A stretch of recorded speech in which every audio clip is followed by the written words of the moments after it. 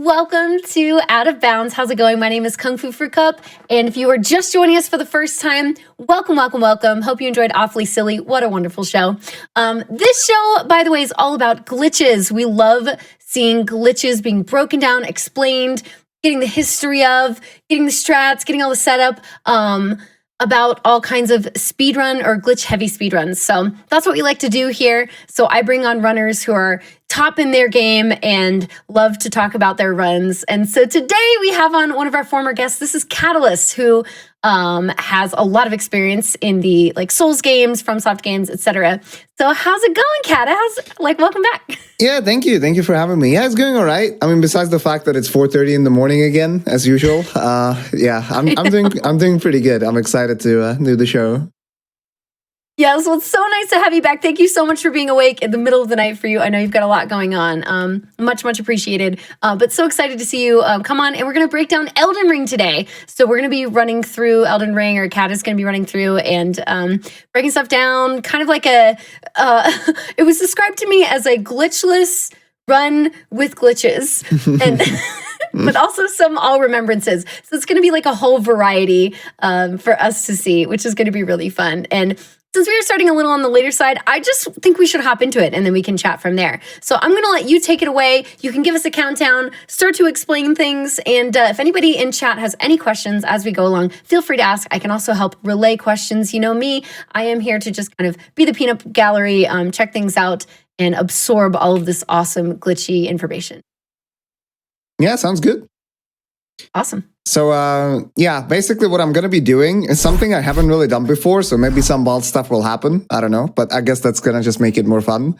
So, essentially, I've been running All Remembrances glitchless for the past couple of months, and what I decided to do today for you guys is I'm going to do that run, but I'm doing it on an older patch that I've never really done this route on, and I'm going to be doing glitches in the meantime. So, I'll be following mostly like a glitchless route, but we'll be doing glitches during it, right? So it's gonna be pretty interesting. It has nothing to do with like the most optimal routing or anything like that, simply because that would use much like more broken stuff. So I'm not gonna do the most broken stuff. That would just kind of take over the entire run, and hopefully we'll get some interesting variety out of it.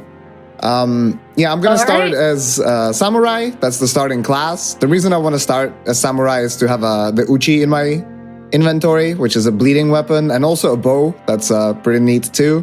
And I'm gonna start with a Lance Between Rune as a keepsake. That's like the extra item you have at the start. The Lance Between Rune is like a soul from Dark Souls. It's just gonna get me some extra resources to get me started. And yeah, we can go. We can start the timer in about 3, 2, 1, go. All right, here we go. Tell me all about it. I'm here to learn. So this is 1.02. This is the release patch of the game on PC.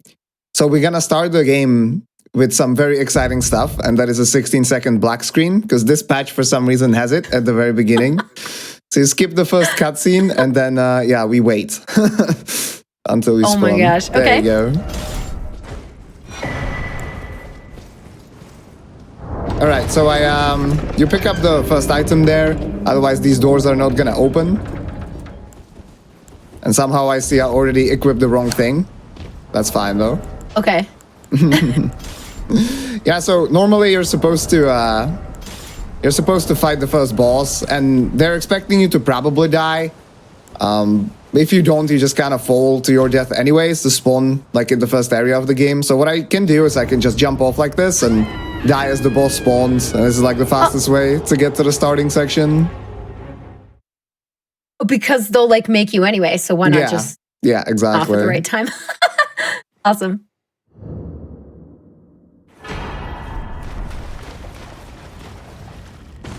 One thing you're gonna notice, what I'm gonna do throughout the run, is I'm gonna be jumping when I'm running uphill and on flat ground repeatedly. I'm actually blocking between the jumps so that, like, if I don't do that, I'm just gonna get a mini jump like this, right? The second one is like, it does nothing. So, but if I block for a brief period between them, I'm able to like repeatedly jump. And that's slightly faster than just sprinting, but it's not really a big deal. So, like, how much time it saves over time, I guess? It's kind of hard to estimate. Like, I had some estimates of the amount of units that you can cover over a set period of time. But it's like such a small difference that it's hard to like quantify in like how much time it would save over the course of the run, but probably a couple of seconds. Sure, okay, so here I did like a small trick where you saw me two-hand the bow in my right hand while I'm mid-air.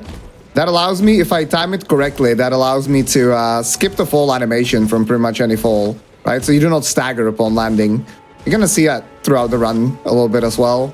The weird part about it, yeah, I was gonna just say that the weird part about it is that every single jump is a little bit different because every single jump has like different airtime and everything. So you need to basically practice when to press R1 for like every single drop in the run. Okay, gotcha. Huh.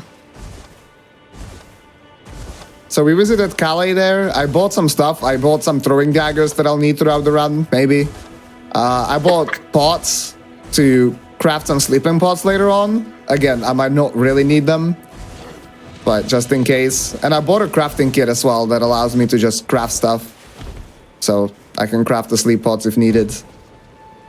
Okay, and cool. We're gonna beeline to the first grace. Well, second grace technically, but we're gonna rest here. I guess that's an interesting thing that you can do here. You can, like, I can light the grace from an angle, and then during the turnaround animation, it is possible to like open the map or a menu like this. So I can warp to the grace as I'm lighting it. And sometimes this saves time because you can skip like stand-up animations afterwards. And there's a cutscene right here, and it can glitch out like this. So when you warp to it, you basically end up with a black screen for the first part of the dialogue. And then Melina just appears. And that saves time, or that's just for us, for our inner... Well, when it comes to real time, it doesn't save time because of the loading screen, but we're using in-game time to normally time the runs. So it would actually, yeah, it saves time in a run. Okay. Since you're basically canceling the animation of lighting the grace, and then there's no stand-up afterwards. So that means you're not wasting any time after the load screen. Pick up the golden seed here. That's just, it's gonna allow me to upgrade my flask, which is my healing item, or the item that replenishes my FP or mana. Gonna get this grace as well. This one's pretty important, I guess, because you can wrong warp with it. We'll probably see that later on. Also, if you're wondering like why the game might be lagging, that's because on 1.02 the performance is pretty crap. Like when the game released, the performance on PC wasn't awesome. A lot of rigs actually didn't do that well. And there are sections of the game that lag pretty badly, and yeah, this is one of them.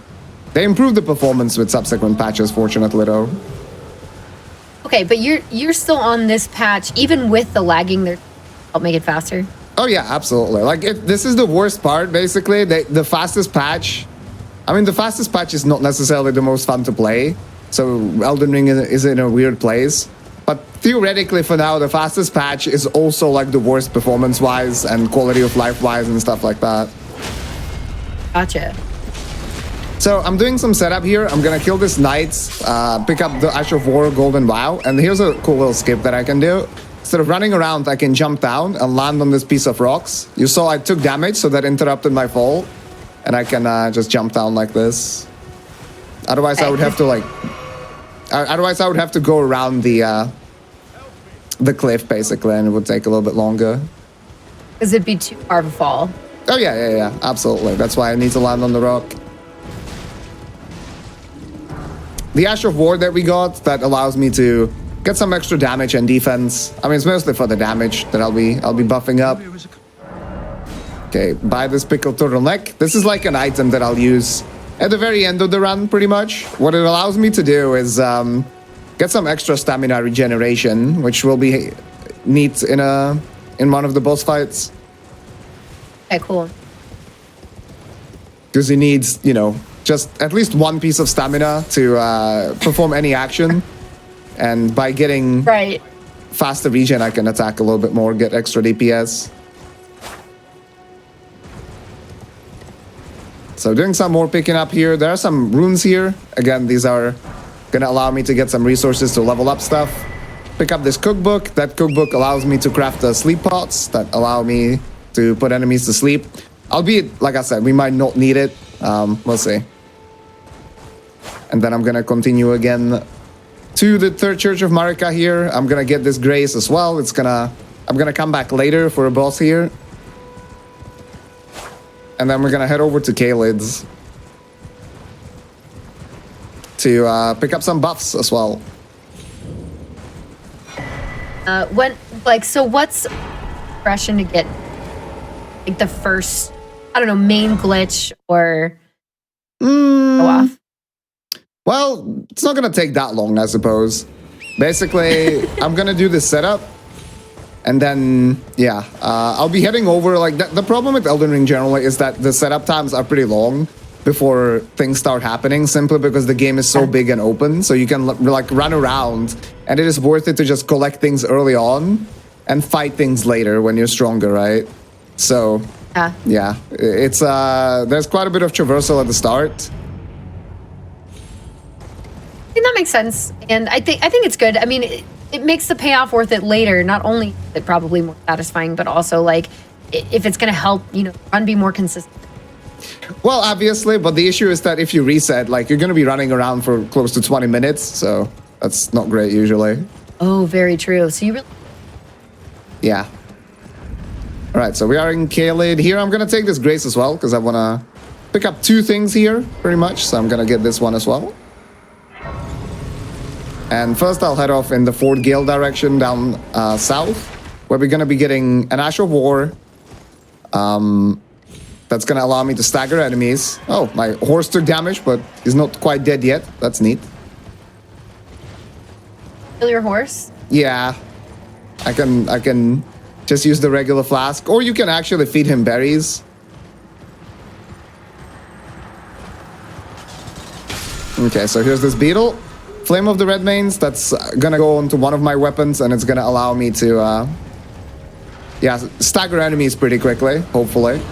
And then I'm gonna go through Fort Gale, and I'm gonna get Flame Grami Strength here, which is it's an incantation that boosts damage by 20%, physical damage, so that's gonna be neat. I'm gonna quit out here. The reason for that is there's a knight that sends like a big AoE attack. I wanna avoid it. So I just quit out. Quitting out, basically, it works like in Dark Souls. It allows you to reset enemies to their default states. So like de-aggro them and stuff. Let's get this... oh, okay, that makes sense. Yeah, let's get this buff and then come back to Kalid. And now I'm gonna go in a different direction, and I'm gonna get +8 and +9 smithing stones. So those are somber smithing stones. Those are upgrade materials for the weapon that I'll be using. And I'm gonna be upgrading it to +10, and you need 1 somber smithing stone per each level. And throughout the run, I'll try to collect them as soon as possible. And because this is 1.02, there's a cool skip that you can do early on that allows you to get a somber smithing stone +7, which is normally kind of hard to obtain. It's sort of like most of them are pretty out of place, but on this patch we can obtain it early. So I'm gonna go here, which is kind of like well, it's pretty late game area because we're going to northern Kalid, and we can get +8 and +9 here. Oh wow, okay. So what makes it possible on this patch to get into this area or get this get the items? Get that smithing stone? Yeah, so there's basically there's a skip that you cannot do anymore on the newer patches. There's a small jump that's possible here, but on 1.04 onwards they patched it out of the game. Or what I did actually is quite interesting. So it works on 1.03 still, but then okay, I'm just gonna kill this beetle here, make it fall off. Like you can see, it's not taking a lot of damage because we're in a late game area. So even a non-hostile enemy basically just is very tanky. So I make it fall off the cliff. But yeah, basically there's a jump on a bridge in Volcano Manor, and this jump is possible on this patch. There we go, and let's go here. It's possible on this patch. It's still possible on 1.03. Then they tried to patch it on 1.04, but messed up. They just made it a lot harder. And then since 1.05, since 1.05, they patched it out completely. Gotcha, okay.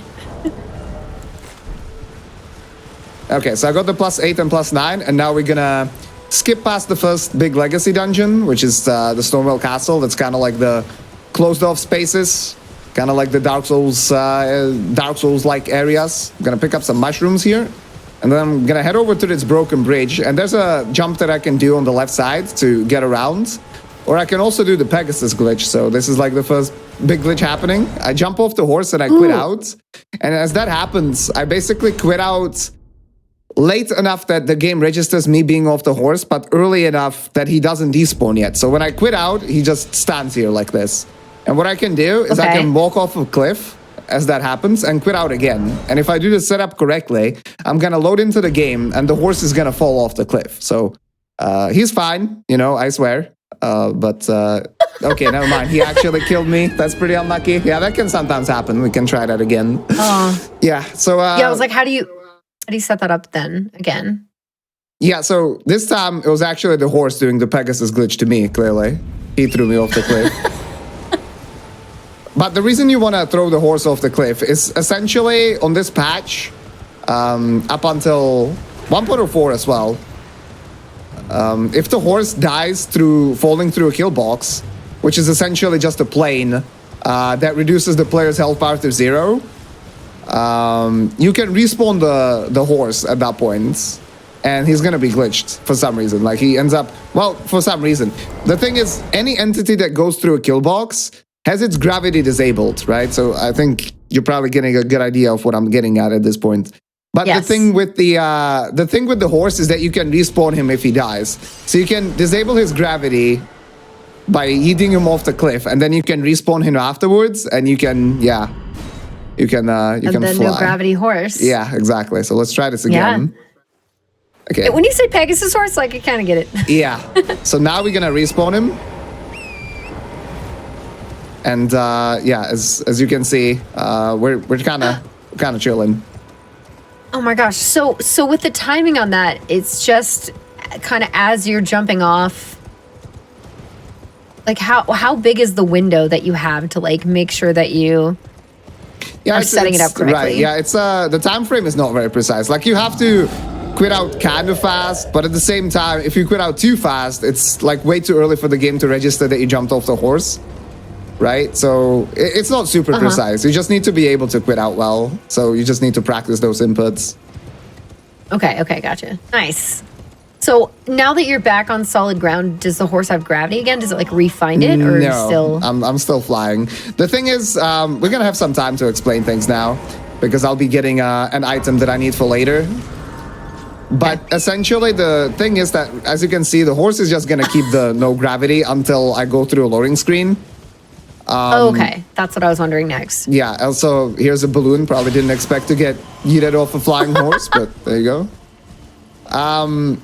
So essentially, in order to get off the horse now, what I need to do is I need to get on flat ground, right? And gaining height is very easy, because I just need to scale up some collision. But actually, the problem is like losing height. The only way to really do that is to jump. But if I jump when I'm like midair like this, I'm just gonna get suspended in the air forever, and then the game's gonna kill me because of the fall timer that the game has, right?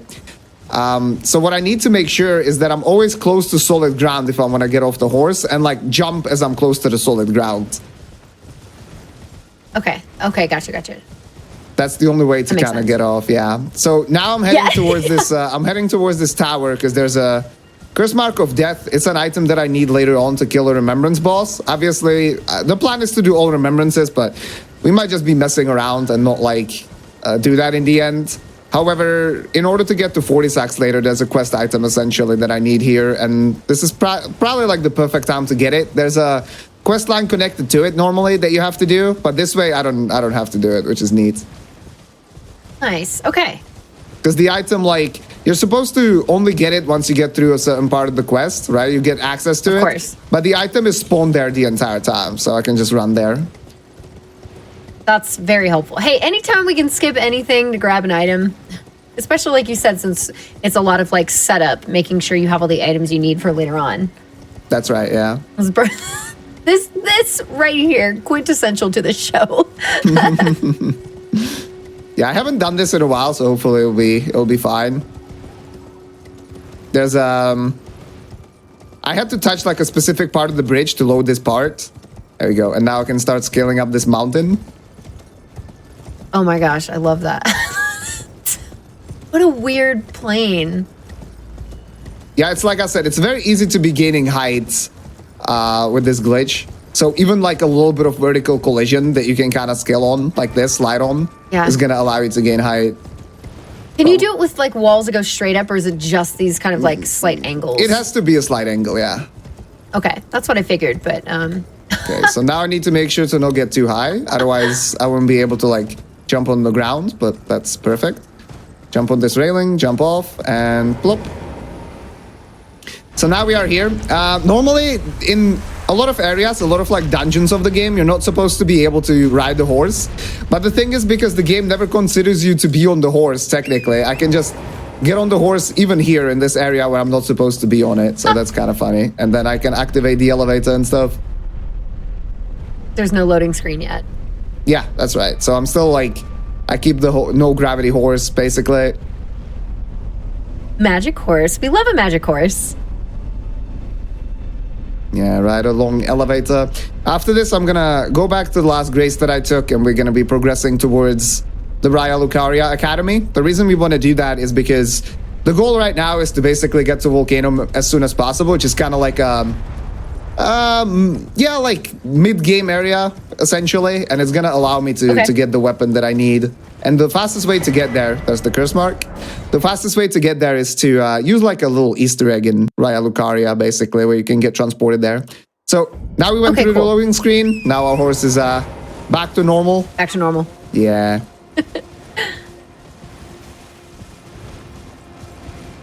Bad. Are there other places you can set that up? Like, would you say it's not too hard to set up in other spots? Well, you always for the Pegasus glitch, you always need to find the place where you can walk off of a cliff, and there's a death plane underneath it, right? So it's always like dependent. There needs to be some kind of a cliff nearby, essentially.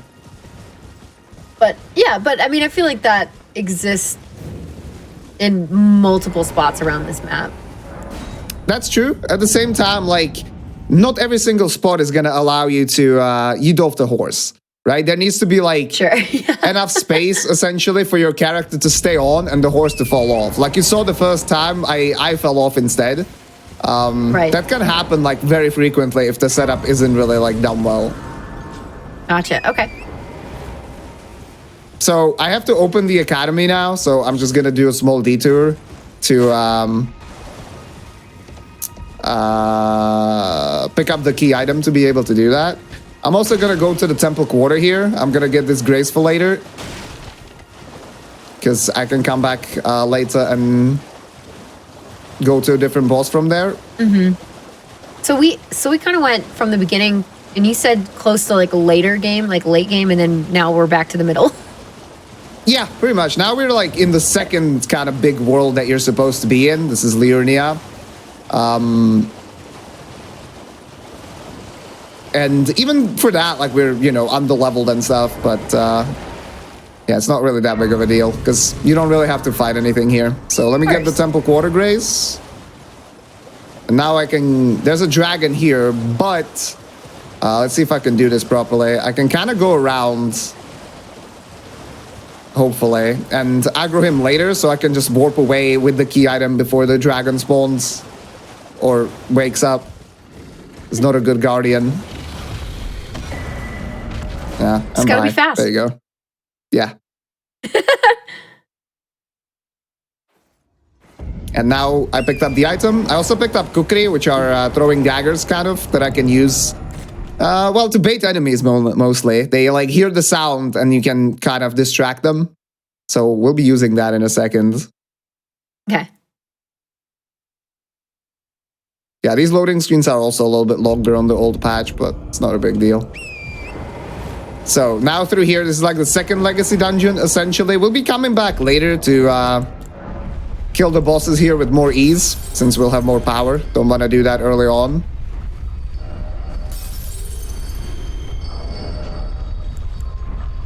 Oh, I have a... There you go. My inventory was sorted weird. So here, there's a neat little skip. Normally, you're supposed to, like, go through this big church. But what I can do is these Burger King heads in front of them, I can throw a cookery to the side like that.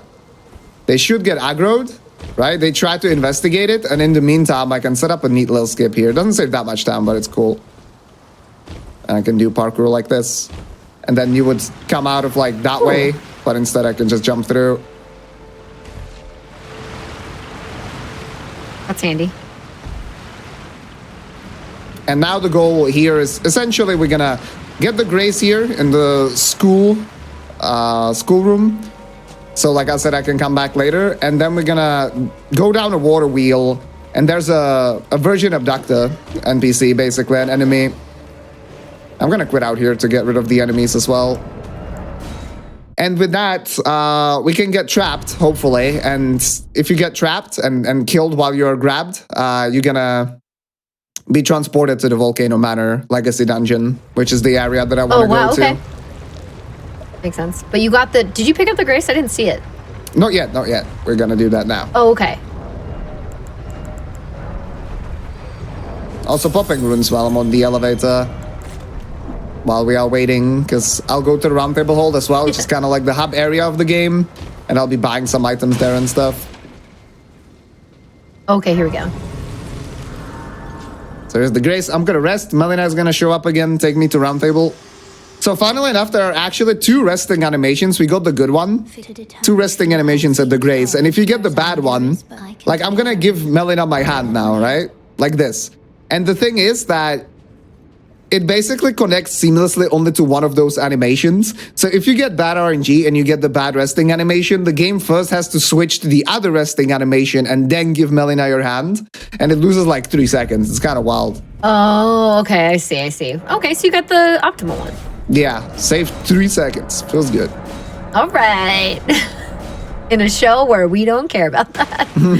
But it's good to know for, let's say, again, part of why this show is great is because with all this information about like how these things work, how they're set up, you know, etc., people can come in and have information on like, hey, I kind of want to learn the speedrun, and then here you go. Like, here's all this, like a guide for you, essentially, or just things you can reference, so you can understand like how it works or how to do it. So any little extra help, like why not? So here I basically bought a bunch of weapons to be able to put the Ashes of War that I got onto them. So that's the Flame of the Redmanes and Golden Wow. I also upgraded my flask because we picked up the materials for it. And yeah, upgraded my Uchigatana up to +1 as well. But normally in a Glitchless run I would have +2 because I would have to fight the next boss. But oh, am I dead? No. Okay, we're good. Because the loading screen was a little bit longer, so it seemed like this water wheel cycle was kind of off, but yeah, we're fine. A little low, yeah. Now I do jumps here to kind of be able to scale it down a little bit faster. And then, yeah, let's see what happens here. Okay, I'm gonna quit out to reset the guy's attack. And hopefully we'll get grabbed when I come back. And then he's gonna eat me up alive, and we'll get transported to Volcano. I mean, that's the plan. Would you say, by the way, for like, I saw a comment about your menuing, and I agree, the menuing is ridiculous. Would you say that like your experience with other Souls games has really helped you with like the speed of your menuing ability? I mean, in a way, yeah, because some of the inputs are pretty similar, but in the end, like every menuing is kind of individual. You just have to practice that part specifically. Yeah. Yeah. Ah, there you go. That's the grab. And also, like, the thing is, having good menuing isn't really... I mean, obviously it helps with the speed, but I think what I would say is the best thing about it is that you do not really have to worry about what to do, so your brain has like more space to think about other things, right? Whether that's actually focusing on some stuff in the run, or whether that's like interacting with chat or whatever. Yeah, that's true. That's a very good point. It's interesting how like your deaths in this game, they often don't just set you back, and instead like can take you places that you need to go. It's a little different than I'm used to. Yeah, this is like it's an Easter egg. It's hinted at in the game, but it's not like the most obvious thing. Okay, so Cool. I basically enter like a kind of preview area for the volcano manor, but you can jump in like this and yeah, get into the volcano manor.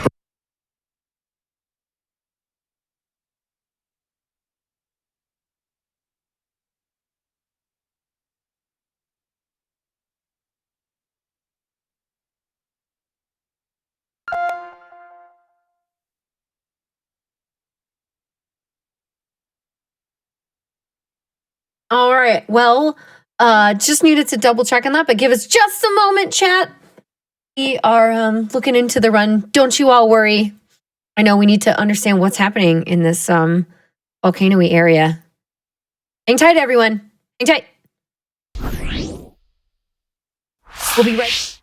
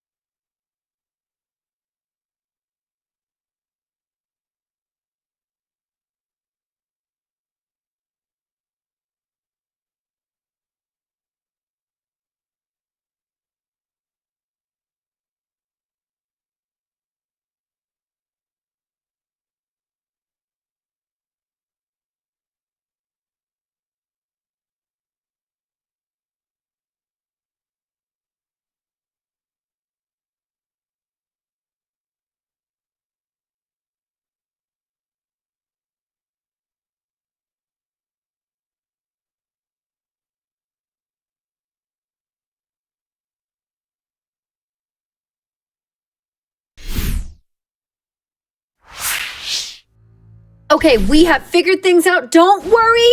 I'm glad you all hung in there. We are good to go. Kata, we are back. Feel free to count down once again, and we can get back into the run. Glad you're okay. Yeah, Glad you're okay. No, volcano was really hot, right? We can continue now. Yeah, exactly. It's my PC hasn't really properly woken up yet, so the heat, the cooling isn't working just too well. Yeah, volcano manor too hot. Oh, we are back in. All right, here we go. Yeah, so essentially what I'll do here, this is I picked up the 2 smithing stones that are on the way in volcano manor proper, and now I'm gonna do the cool little jump that I talk about. I mean, hopefully it'll go okay. It's a little bit trickier than it looks. So I quit out to get rid of the godskin behind me. I'm gonna activate this bridge, which means I'm like kind of coming back. And basically what I can do is I can jump on this little thing, then jump up here, and from here it's possible to jump to that little pillar there, and that's what got patched. Like, they basically made the pillar a lot thinner, so you cannot reach it on the newer patch anymore, but you can do it here still. Okay, I'll probably need a couple of tries, because yeah, it's been a long time since I've done this, but... Right, I know, you're trying to show off all of the things here, so... Yeah, like current, or what you're working on. Yeah, it's not something that would really be used in pretty much any run at the moment. Okay, I need to jump a little bit later. But it's important because, like, if I don't get this +7, I'm not going to be able to go all the way to +9. Sure. So when you're doing runs nowadays, what patch are you running on? Currently, I'm running on 1.05. The current patch is actually 1.09.1. There you go. Oh, okay. Oh, there we go. So that was only available with an earlier patch. Yeah, that's right. So basically what we did is we skipped having to kill this boss that I'm gonna kill, and then having to like take a pretty long detour. I can understand them patching this though, because it's like, you know, it's a pretty obvious thing. Like, I thought about doing that even when playing casually. So here what I do is I activate the boss, and I'm gonna quit out, and that allows me to get a loading screen. obviously loading screen, but get a full gate for the entrance. And what I'm gonna do here is I'm gonna set this up kind of precisely. We'll see. Hopefully it will work first try. I'm gonna backstep. I'm gonna punch. And I enter the fog from like a very specific place to not get too far into the arena. I'm gonna wait a bunch. And then get around. And now I got around the loading trigger for the boss. So its AI never loads. And I can go and kill the boss while it's just chilling here. I love the amount of non-aggro you've been having so far in this run showcase. Yeah. So normally in the glitchless run that you know I've been working on now, you fight this guy regularly and you use the sleep pods for him. But the problem with this patch is that these guys actually only fall asleep when you throw 2 sleeping pods at them. They changed that on 1.03 and it only takes 1 sleeping pod, so it's like much easier to kill that boss. It's a pretty cool fight, but yeah, and on this patch it pretty much would have been impossible. So I feel like that's a really overpowered thing to have for a boss, like to be vulnerable to sleep. Yeah, especially because when you put them to sleep, they can sleep for up to a minute, so that's a long time. My gosh, yeah, you can destroy people in that time, absolutely. That's cool. That looked like it was a dash back and a punch, and then you warped from afar, and then you waited like 5-7 seconds. Pretty and then much, went around. yeah. Trigger, okay. Yeah, it's basically just an issue with the box of the AI loading trigger. Gotcha. Simply being too small. It doesn't reach far enough. Mm-hmm. Oh, here's so that. Let's get around this abductor. Yeah, should be fine. And then from here, I'm continuing through the legacy dungeon to get to the main boss here, Rykard, where I'm gonna get the main weapon for the run. Basically. There's also a skip that you can do on the side here to get to the +7 smithing stone that I got, but yeah, it takes a lot longer than what we did.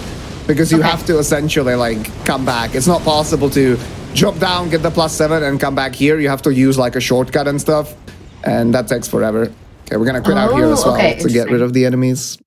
You did the much faster route, yeah. Which people, again, don't really do anymore, but...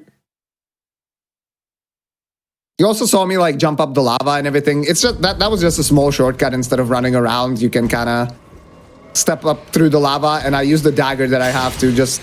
do the quick step ability through it. Okay. So here's a and you did take a little damage from that though, right? Yeah, but it's not a big deal. Since I healed up. I mean, I'm missing the menuing, so I don't know if you get like a, heat proof something for beating an enemy or like, yeah, we don't see any of that. You're so fast.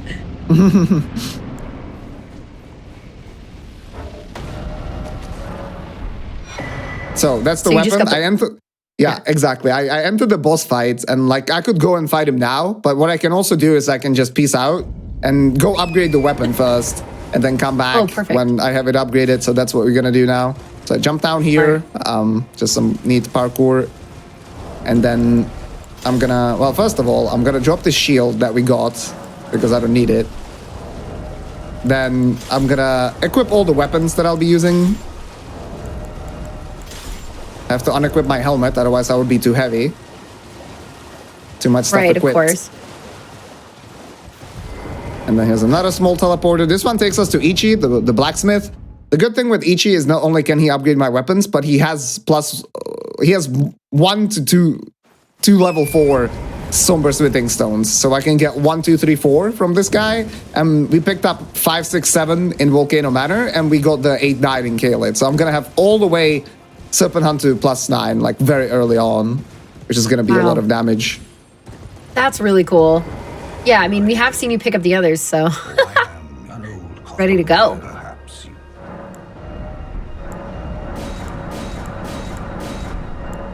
And there we go. Pop those boys in. And then from here,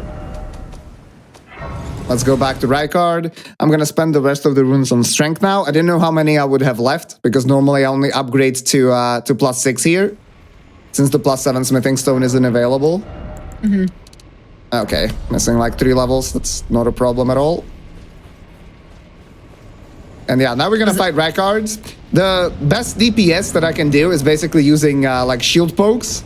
It's a really strong attack. So here I'm gonna do my buffing procedure. Drink the Physic, apply Golden Vow, apply Flank Grab Strength, equip the Serpent Hunter, and yeah, go fight him. Oh, I'm so far away too. Yeah, so this is like a gimmick weapon that you're only supposed to use. Well, not really only supposed to use for the boss, but mainly use it for the boss. But it's such a good weapon that I'm gonna be using it even outside of it. Wow. Woo. Okay, rebuff for the second part. Open up the fight or the phase with a running R2, because that does the most damage. But it's obviously very slow. Oops, I didn't have the shield equipped. That's fine. And then these are the shield pokes. I can jump over this attack, so let's do that. Wow.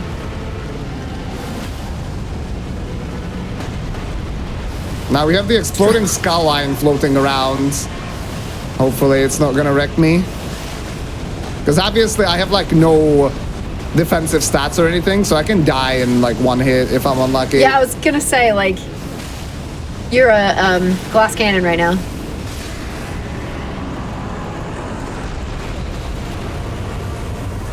And that's Rekka. It's our first remembrance as well. Cool. So from here, I want to go to Radahn. The reason I want to go to Radahn right now is because I want to go to Nokron as fast as possible, essentially, to be able to do stuff there. And you can only go there once Radahn is dead, so we're gonna go ahead and do that. I mean, there's a way to get into Nokron even without it, but it's not really useful for this particular run. The fastest way to get to Radahn right now is to go to this Agil Lake. This is like an early game area again. And get transported by a trap chest, essentially. This game doesn't really have mimics like Dark Souls does. Nice rats.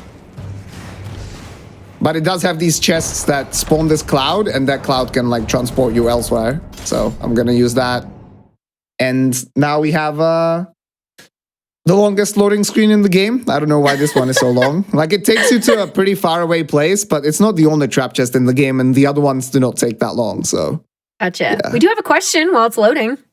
Yeah, sure. Do you know how much poise damage the shield pokes do relative to normal R1s? It's a good question. I would say it's probably the same with R1s. Okay. Like, the most damage you can do on Rykard, it's poise damage. Poise damage being the, like, stability damage, essentially, when you can stagger it. Like, you saw me staggering the boss twice in that fight. Mm-hmm. The most would be the jumping R2s or, like, charge R2s per one. But obviously, since with the shield poke R1s, you can attack so frequently, it ends up per second being greater. Nice. Okay, sweet. So here is Celia. Normally what you're supposed to do here, there's a seal, and not the animal, but like a seal right here. And you're supposed to like light up these braziers essentially to get through it. But I can do some parkour here, which is kind of neat. So I can get on that railing and then on this branch, like this. And then scale up around like this. And so normally you would undo the seal and run around like this, but I can just get up here. And then we can continue this as well by scaling up this cliff instead of going around it. Oh my god, we love some good collision. Cool. So here I'm gonna abuse a mechanic that we call Stake of Marika. Stake of Marika exploit pretty much. And Stake of Marika is basically like a small checkpoint kind of thingy. It's not a full grace, but it's basically to cut down on like running time when you're, fighting a boss and stuff like that. But they do not want to give you a full grace, essentially, like a full checkpoint. And what you can do is you can fall into the range of the Stake of Marika, right? So there's a Radahn arena like run underneath me. And what I can do is I can jump over a kill plane and then fall to my death. And if you look to the top left, there's going to be like a small stake that appears, yeah? Oh, the small yeah. icon. Yeah, and now I'm gonna die, and I have the choice to go to Stake of Marika or Last Sight of Grace. So I'm gonna choose Stake of Marika, and that's gonna allow me to get to Radan's boss fight now instead of having to like run through the small legacy dungeon that he has.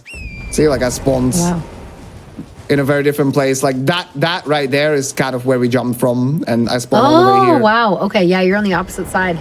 That's cool. For Radan, what I want to do, this is the second Remembrance boss, I'm going to immediately get on the horse, start running backwards. I'm going to deload him this way because of, yeah, as you can see, like I get too far. So he's not in the... He's not being drawn anymore. And that kind of messes with his AI. You saw that he attacked to the side. Yes. Oh, I see 1.02 does things a little bit differently. So he was supposed to like keep on actually... He was supposed to keep on running towards me, but right now this is a little bit chaotic. So I'm gonna have to get towards him. But normally on the patch that I run, he basically starts getting towards me immediately. But we got a good attack here, so we should be fine. We'll see. Yeah, we'll be good. I summoned some NPCs to help me out as well. But normally what happens is basically he just... Okay, rip. What he's supposed to do is he shoots like elsewhere because his AI is messed up, and then he immediately puts the bow away and starts going towards you, so you can like start fighting him in a melee range immediately. But it seems like on this patch that doesn't really work properly, so that's kind of interesting.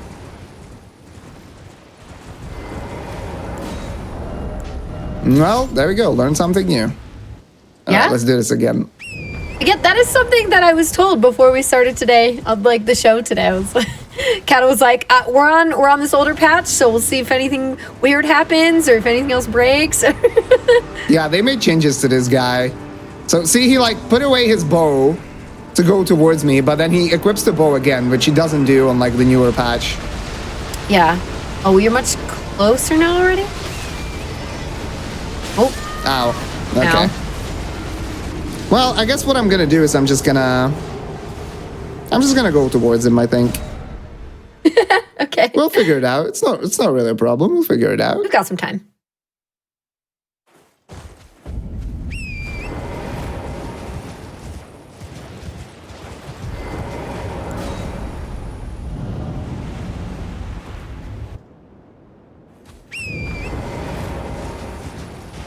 So I'm gonna use this little thing in front of me to block the first shot. Touch the second one.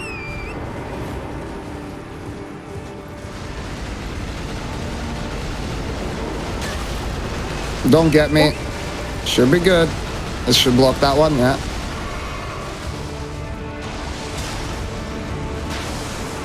And now he should approach me. There we go.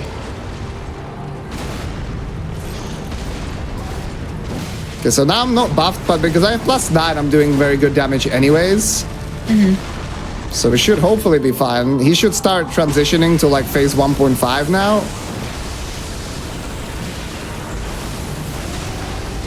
Dodge his stuff. And now I'm basically hoping to stagger him. There we go. Before he starts transitioning to the next phase. And then now 2 more charge R2 should kill him. Never mind, that's fine. So now I'm gonna wait for him to come back as a meteor. I'm gonna dodge that. I mean, hopefully. And then we'll finish him off. So here he comes. Oh. Get back. There you go. Dead. Nice.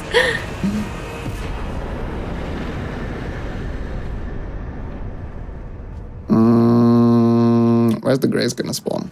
Somewhere there. So now I have to just wait for the cutscene to play after his fights.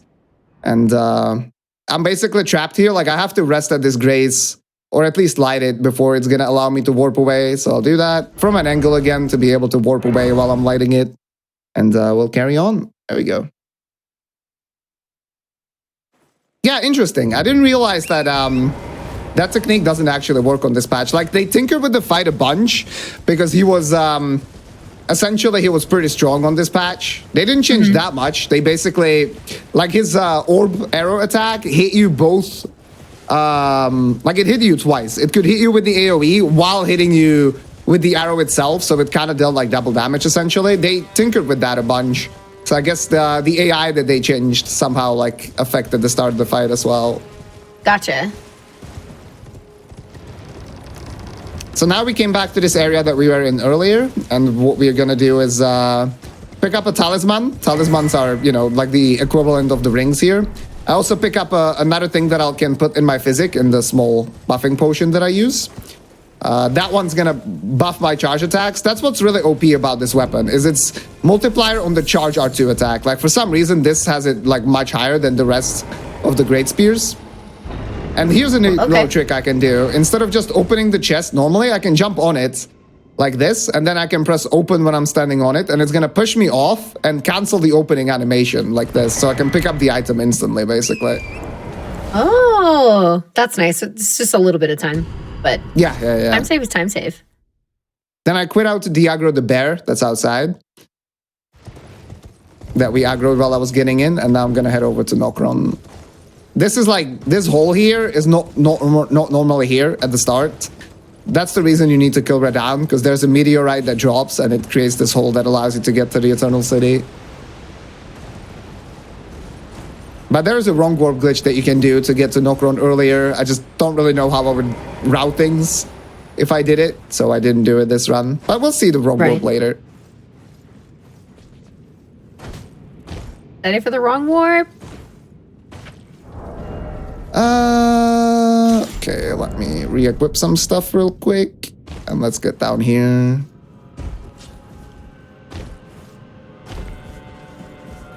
Cutting pizzas? Yeah, it does excel at cutting pizzas as well.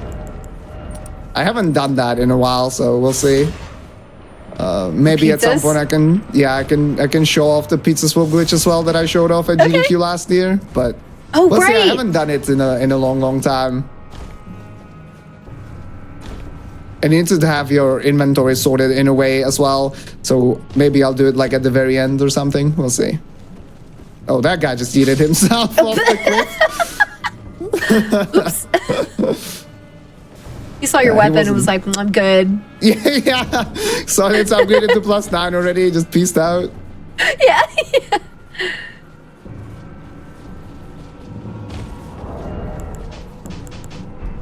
So here I'm gonna unequip my stuff because the next boss is, it's the Mimic.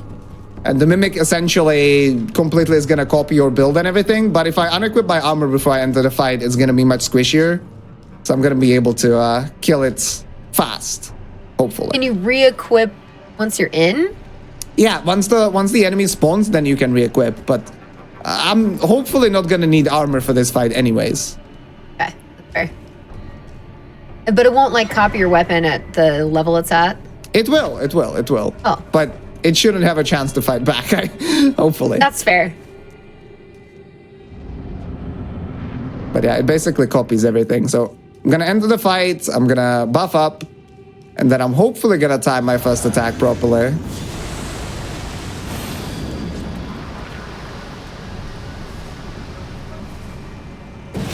And yeah, that's the Mimic fight right there. That was it. Yeah, great enemy felled as well. What a great enemy. Listen, indeed. You said it would be squishy. I didn't think it would be that squishy. So the funny thing is, actually, like, this is pretty precise in the regular run that I do, because you do not have enough damage to get the one-shot without a bonus that you get if you're out of combat, right? So if you hit the Mimic, like, right at the start as it spawns, obviously it does two things. First, it doesn't have a chance to jump away. That's important. But even if you hit it and it's slightly too late, the game's already gonna consider you to be in combat, and you're not gonna get the 20% damage bonus that you get if you're attacking an enemy from stealth, essentially. So you need that 20 extra % in the regular run to be able to one-shot the Mimic. So it's pretty precise. So it's actually really specific timing. Yeah, that's right. Wow. So there's a remembrance boss that I'll be killing later. The way to get to it is to light these braziers, so I do that in the meantime. And now I'm gonna go towards Rani, so we're gonna come back to Ichi. Oh, I'm in combat actually, so I have to rest to get out of combat, and then I'm just gonna warp away from here to Road to the Manor. And then, yeah, we're going to progress through here. Gotcha. We have another question when you have a sec. Sure. Somebody says, is there any other weapon that's suitable for speedruns? That's a really good question. So for a long time, basically Serpent Hunter was like the only thing that we used. At the moment, any percent glitchless actually uses the Bloodhound's Fang, which is faster. It's a weapon that you can get really early on as well in Liurnia, and it's another Somber Smithing Stone weapon. So you can upgrade it to a higher level much easier than the regular Smithing Stone weapons. Right? There are two types in the game. And the thing is with the Somber Smithing Stone weapons like this one, you just use 1 stone per level. For the regular Smithing Stone weapons, each Smithing Stone level, you need like 12 of them, essentially. So in order to get +3, you would need 3 Somber Smithing Stones, but regular Smithing Stones you need 12 of. So it makes it much harder to upgrade those weapons. But the Bloodhound's Fang is a Somber Smithing Stone weapon. And the neat thing about any percent is that you only need to kill 2 Great Runes to enter Leyndell, and you can choose which Great Runes you kill, right? So that means you don't have to kill Rykard, which is what we did earlier, and it's how we got this weapon basically for free. But because this is all remembrances, you're gonna have to kill Rykard sooner or later. So you're gonna have to go there anyway. So you just go there earlier and you get this weapon for free, essentially. So like Bloodhound's Fang, the way things are right now, it has no chance in this particular category to be faster, because it's a detour to get it. But in any percent glitchless, Bloodhound's Fang is like about a minute to 2 faster than Serpent Hunter at the moment. Interesting. Cool. Very cool.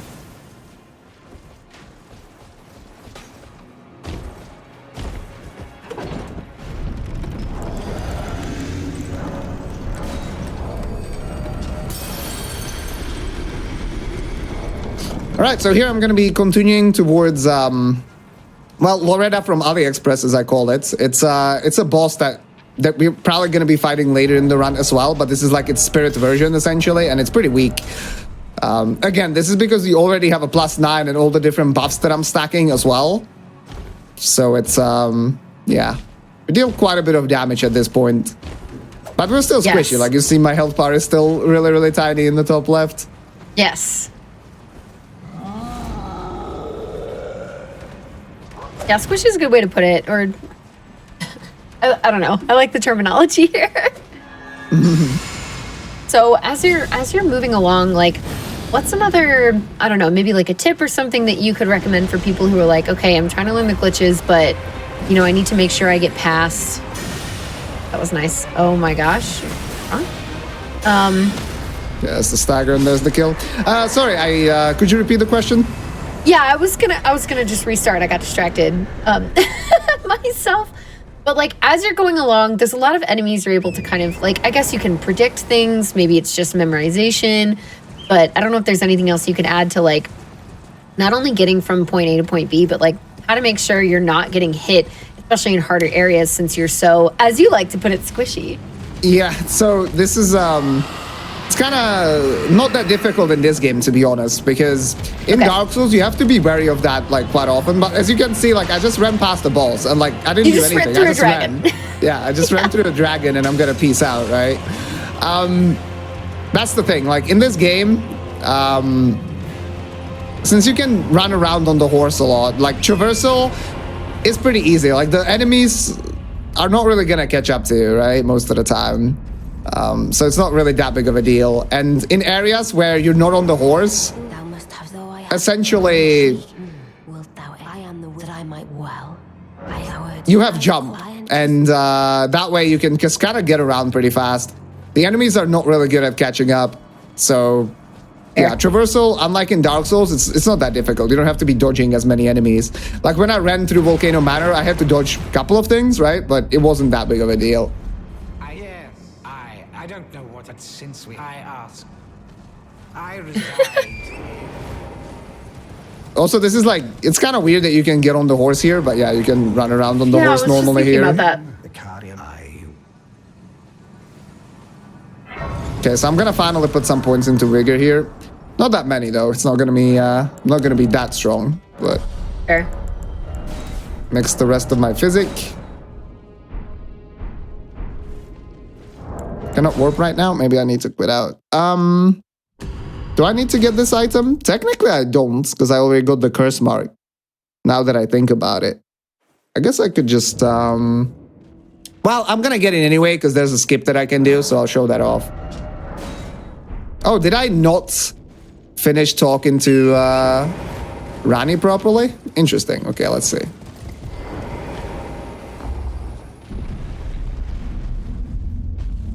You have to go back up. Yeah, maybe. I'm not quite sure what's happening right now. We'll see. Because this is like a quest line part, and the game's not going to allow you to leave until we like progress the quest. And it will be this doll's still I look for. Okay, so I definitely didn't have to talk to her again. But maybe that's like a... Oh, yeah. Okay, so that's another 1.02 thing, I guess. Because on like 1.03 onwards, you don't have to talk to her again. Once you do the initial dialogue. Okay, so there's a small skip that I can do here. Again, it's another one that I haven't done in a long time, but I can get on this rock and then hopefully scale up this, that part. Okay, let's try that a couple times. Oh, so you have to reload if you don't get it. Okay. Yeah, I have to like warp back to the Grace to get back up here. Sure. So this is only a 1.2 thing. Yeah, it's an older thing, this skip here. It's okay. Not really a thing that we would do.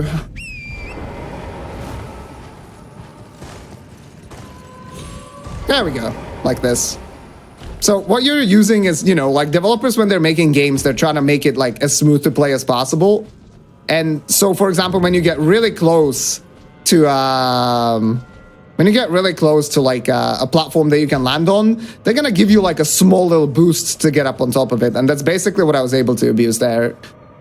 Like the game kind of notched me upwards. So now instead of having to run around, I can just scale down this collision down here. There's actually a small skip that I do normally as well, where you run around this part that we just like kind of drop down from, and you end up at this bridge over here. And from this bridge, I can drop on like the small little columns on these pillars, and then drop down here as well instead of having to run over the bridge and then around. Got it. Okay. So normally you do this to like get this item here. It's a quest item, and then you would come back to Rani again, and you give it to her, and that allows you to like progress the quest line and essentially get to the curse mark of death. But since you already got the curse mark of death, I technically didn't need that item. I just wanted to show that off. Oh, okay. That's fair. So now we're going to be heading through Nokron. These two upcoming fights, like in regular runs, and this could be like pretty bad too, but we'll see. They're like pretty big run killers. There's a lot of RNG, and you're going to see me using Flame of the Red Mains for the first time. So let me prepare my inventory for that real quick. What does that do? That's the Ash of War that I'll be using to stagger enemies with. Oh, so cool. this is another thing that got nerfed, and while we are on an older patch for glitchless, because it got nerfed from dealing 40 poise damage to dealing 10. So that's a huge nerf, obviously. So there are bosses in this game that have 80 poise, and with 2 casts of that Ash of War, you can stagger them. But now you would need 8 of them, right? So that's pretty awful. Yeah, that's a lot. But it's going to be interesting, like when the DLC comes out, inevitably, I assume it's probably going to have a remembrance in it. So all remembrances speedruns will have to be done at least on the DLC patch of the game, right? So all the nerfs and all the like patched glitches and stuff, we're going to have to, we're going to have to get rid of those and kind of reload the game. Yeah, see kind of what's left. Yeah. So I'm going to buff up again. And the plan here is to basically stagger the gargoyle. And while it's staggered, I'm going to try to go for headshots because those actually deal extra damage. Oh, sure. I need three of the Red Mains casts seconds. Here's the third. Yeah, pretty good damage. Woo! That was really nice. Okay, this guy's just kind of chilling. He saw me destroy the first one, so he's kind of scared. I don't blame him.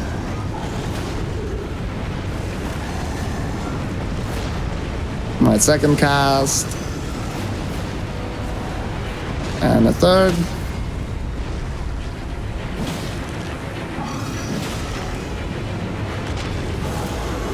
Yeah, I didn't get a headshot on the second hit, so I didn't deal as much damage. And there you go. Okay, neat. So that was pretty alright. Yeah. All things considered. This can be a really awful fight. Like if the first gargoyle just kind of trolls you a bunch, it's not great. Especially because you want to finish the first gargoyle before the second gargoyle spawns. And if you don't manage to do that, you're just gonna have to deal with both of them, and yeah, they might be attacking at the same time and stuff, and that's not really pretty. So I kill the boss, I get into the coffin, and that allows me to get to Deep Root Depths here. And the reason I'm going through this part is because I want to get to the capital, the Lanedale part of the game, which is kind of like very much like the mid-game area, mid-game point. And there's a teleporter that I can use for that. But I do have to actually kill gargoyles and also kill this upcoming boss fight, which is also pretty tricky. Because it's an NPC boss fight. Normally, it's supposed to be... if you're playing online, it's supposed to like fetch builds from other players. But because we're playing offline for the speedruns, they're always the same. Like, you always end up with the same NPCs. But if you've ever played Dark Souls or Elden Ring, you'll know that like NPCs are pretty annoying to deal with because they can roll around and dodge stuff, and they have iframes, and that's not fun to deal with. Not always useful either.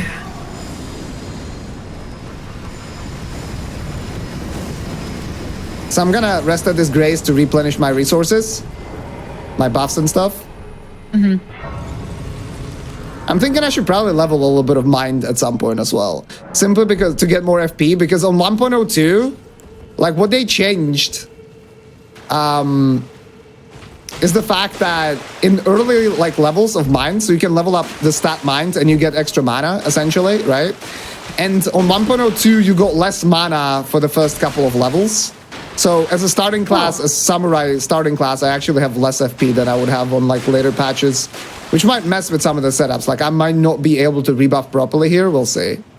Okay. But essentially, I'll buff up, and there's going to be 3 waves of enemies. Actually, maybe it will work out. And again, I'm going to try to do the same thing as with the Mimic, but the problem is that it's like way trickier to pull off here than with the Mimic. But that guy... You got that. Yeah. Here's Rogier. I'm going to try to do the same thing. Well, and there you go. You can see the fiasco starting already. But I bought summons earlier to be able to use them here to split aggro. So that worked out neat. Yeah. That worked out great. Okay, wave 3. This is the problematic one because there's 3 of them spawning. Okay. I want to hit this guy with a charge R2 because there you go. Nice. 1. To run away from the skulls. The skulls, yeah.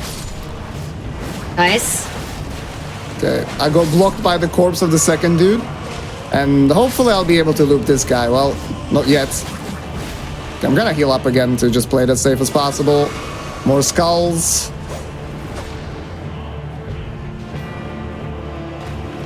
There you go. And I'm gonna do a running R1, and then I'm gonna try to like chain these crouch R1s, which are like essentially the fastest way I can do another hit on him. And hopefully I can roll catch him as much as possible. Yeah, there you go. Nice. Okay. Very good. Yeah, this fight is really tricky. It's very hard not to lose any time here because compared to like good RNG or the best RNG, it's just so easy to bleed time. It's usually very frustrating. Yeah, for sure. Well, depending on where you're going next, this might be a good time to like take a quick stretch break. Yeah, we can do that. I'll light a graze here in like 30 seconds, and then we can definitely take a short break. No problem. So now we are in Lanedale. Yeah, you can only get here if you've killed 2 Great Lords. So besides like Remembrances, which are like the main bosses, there are also Great Lords that give you great runes, which are kind of like the super main bosses. And we already killed Rykard and Radahn, which both of them are that. So yeah, this is a good time to take a break now that we're in Lanedale.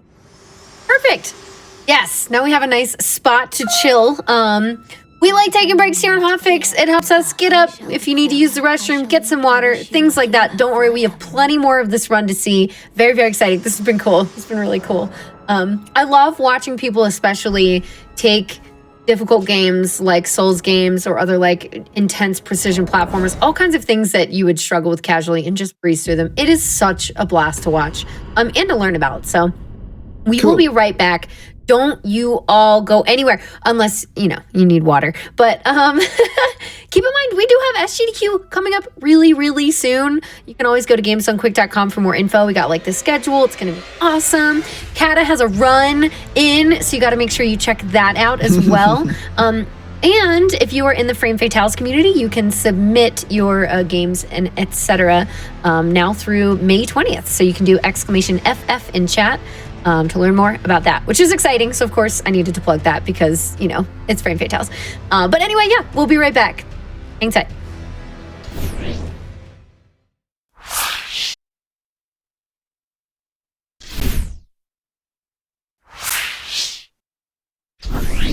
All right, everyone, we are back with some more Elden Ring by our very own Catalyst, who's been doing an awesome job.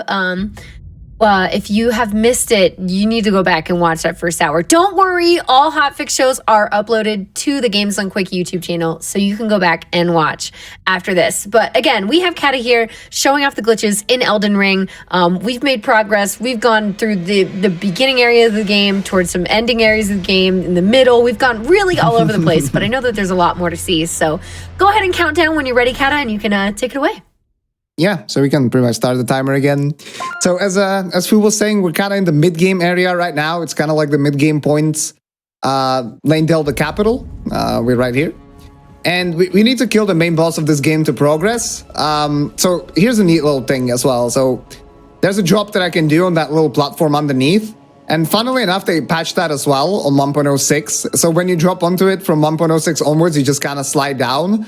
But there's a different way of doing it as well. You can just jump like from this side and land on that ledge. It's much more precise, but yeah, it's possible to do like a small skip instead of running around in that direction and then getting down onto the main street. You can just drop here. But I'm going to take the easy way. So just drop down here and onto the rotunda, and there we go. Nice.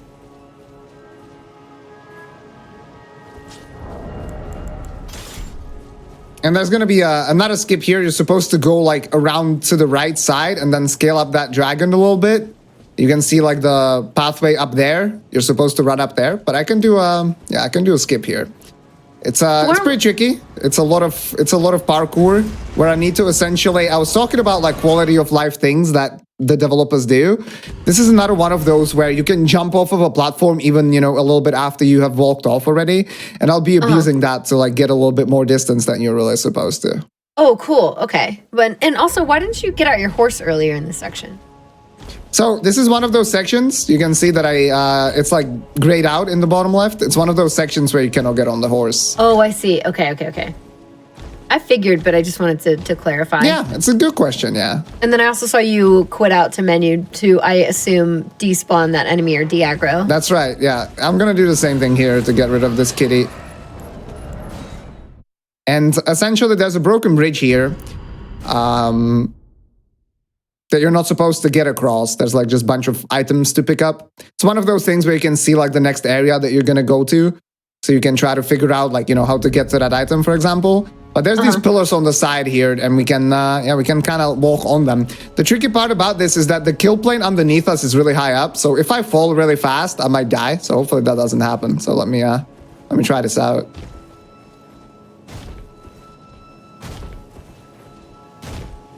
Yeah, that was actually perfect. So that was really good. Wow. So yeah, we're on the other side now. The kind of punching you did helped you stick to the wall. Yeah. Great question. So attacking midair allows me to strafe more in midair, right? So I'm able to like jump around the pillars that are in the way. Sure. Makes sense. So I'm going to be fighting a boss now. So I'm going to prepare my items again to be able to buff up and everything. And like I said, the goal of this is to kill the main boss here, Morgoth. But there's Spirit Godfrey in the way first, so we'll destroy him, hopefully. It's another spirit version of a boss we'll fight later on. But interestingly enough, there's like, even though it's technically the same boss, or the moveset is the same. Again, I'm gonna quit out to get rid of the enemy behind me. Even though the moveset is the same, he actually, like, his AI, he doesn't do follow-up attacks that I actually kind of want to happen because you can strafe them and do charge R2s. So that's kind of interesting that, like, the AI is a little bit different between this version and, like, the real version that you fight later on. Yeah. Hopefully I'll get an axe throwing attack as an opener. That way I can, I can walk back and do 2 charge R2s. I'm gonna get hit here, but that's fine. We'll survive it. Oh, that's the follow-up. That's good. So I can do another charge R2. Jump over this. And there he is. Cool. Nice. Wow.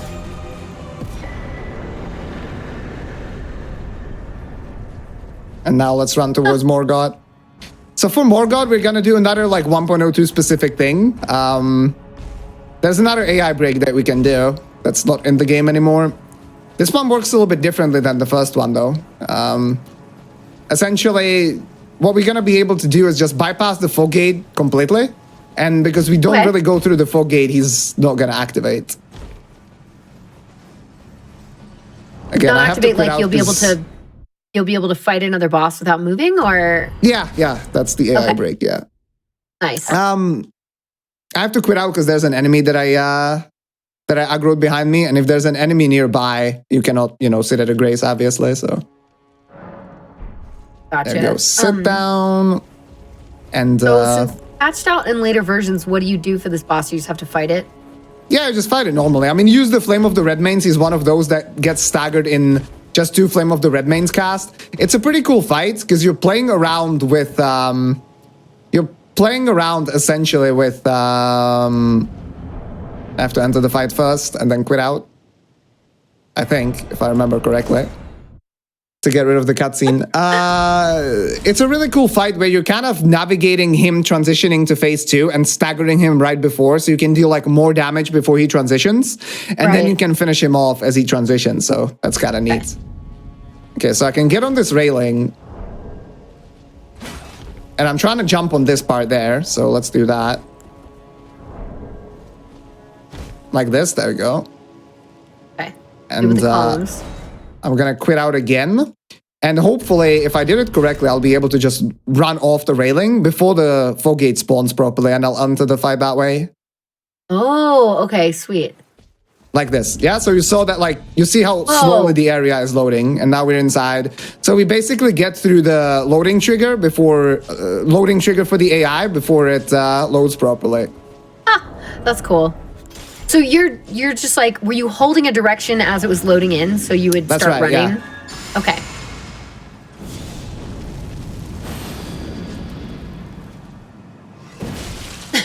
No, he's just chilling.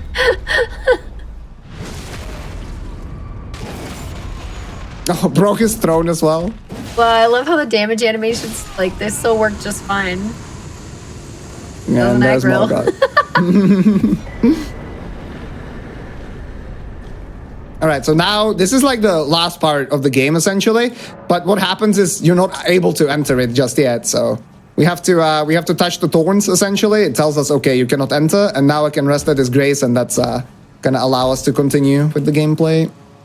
Okay. So this is like the ending area, basically. That's right. But you come back here later. Oh, the throne is back. Oh, wow, okay. But it's just like a tease. The game's like, no, not yet. Yeah, that's right. My purpose, so I'd like to the flame then and guide you. So I'm gonna do some leveling here. Your thoughts. Yeah, that seems about right. Actually, what I'm gonna do is I'm gonna quickly go back to Ichi, and I'm gonna buy an item from him. He that might be able to get me through without having to level up the mind. He basically has a talisman that I can buy that makes my Ashes of War just, they're not going to cost as much mana.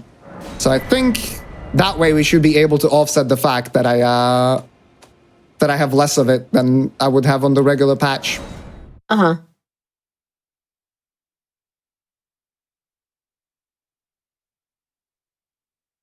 Yeah, the thing with the railing is, I think it's the loading.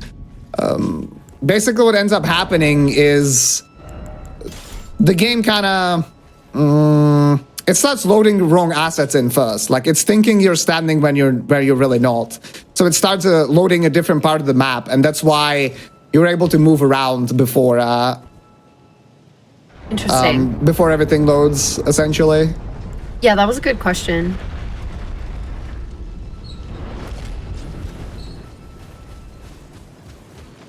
So now I'm gonna run through Langdale to get to the next area. Essentially, there's a seal here as well that only gets dissipated once you kill Morgoth. So that's why we went to kill Morgoth. Okay. Now we can go through. That's right. I'm gonna quit out again because this guy could get on the elevator here with me, and that would be pretty bad.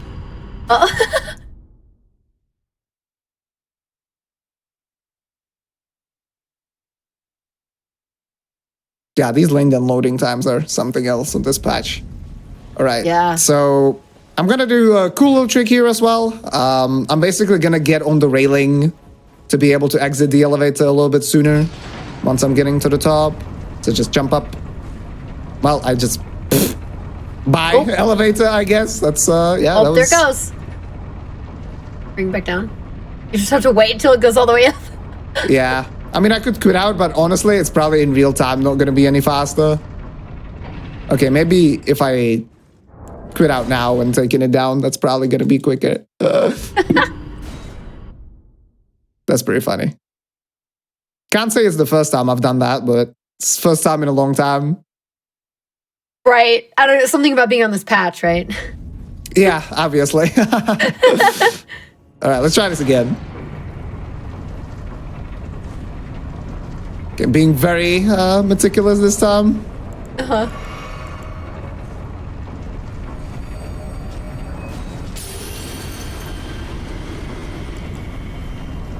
So I just popped the Rune Arc. It's an item I picked up before the Mimic. It essentially just... It's an item that's supposed to allow you to like activate a Great Rune if you have it, which is like you'll get some passive bonuses. Okay. But what it also does, it gives you a little bit of extra max HP, so... It's not a lot, that's but nice. it's a little bit. Something. Not on par with like your snake. It's good. Okay, let's equip this. And as you can see, that's what I was talking about, enemies not catching up. Like, this dude literally has a horse, and I'm just able to outrun him on foot. That's wild. And you still can't get your horse out. Yeah, still not. But soon we'll get to an area where we can do that. This is a pretty long running section overall to get to the mountaintops. Mm-hmm.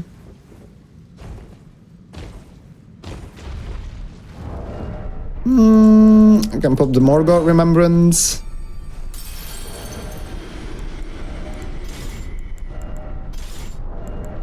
Equip proper items as well. I unequip that, that's fine. And yeah, we can get on the horse here. Oh, nice. Cool. There it is. Okay. Where are we headed? So now we're going to the mountaintops of the giants. It's like the start of the late game-ish, basically. It's when the game gets quite a bit more linear. I'm not a big fan of these areas. This is like pretty much where Elden Ring kind of fell off in quality for me. It's still a really, really good game, but I would say this is like the 60% mark-ish. Okay. When it comes to the progression. And yeah, they have to start funneling you into more of a linear path at the end, obviously, but I think it just gets linear a bit too soon. And because it's an open world game, they haven't really tackled with the scaling issues. So all of a sudden, like, even though I have more health now, everything starts dealing like so much more damage than it has been up till this point. So it's yeah, it's kind of wild. So there's stuff that can still potentially one-shot you. It's pretty much a two-shot in some of the attacks, yeah. I don't think I can necessarily get like straight up one shot, but it's not that hard to get hit like 2 times. By like a boss, maybe still? Not even a boss, because I have armor and stuff equipped. It's probably still going to be 2 hits. Yeah. So there's another boss that, yeah, just spawns. Well, it doesn't really matter. We just run around him.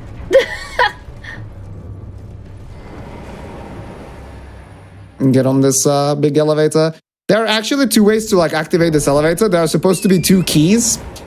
And we're not going to be getting the second one. I still need to go to the other area where, you know, you get to if you use the the other medallion. But yeah, we're not gonna do that. There's a way to get to the other area. There's several of them actually, without having to get this medallion, which would take some time because you need to go to like a different place earlier in the game where you need to pick up one part of the medallion, and then you have to kill Neol, who I'll fight anyways because he's a cool boss, but technically he doesn't need to be killed. We're just gonna do it for funsies on the show. Well, in glitchless we have to do it because we have like a weird rule that might get revised in the future, but essentially you're not like allowed to skip bosses that would otherwise be on your path. And so if you do the skip to the area where you the consecrated snowfield where you get, you know, through the elevator normally, you're skipping that boss. So what we do is kind of weird. We kill the boss and then we can do the skip after because you're not skipping him anymore because he's dead.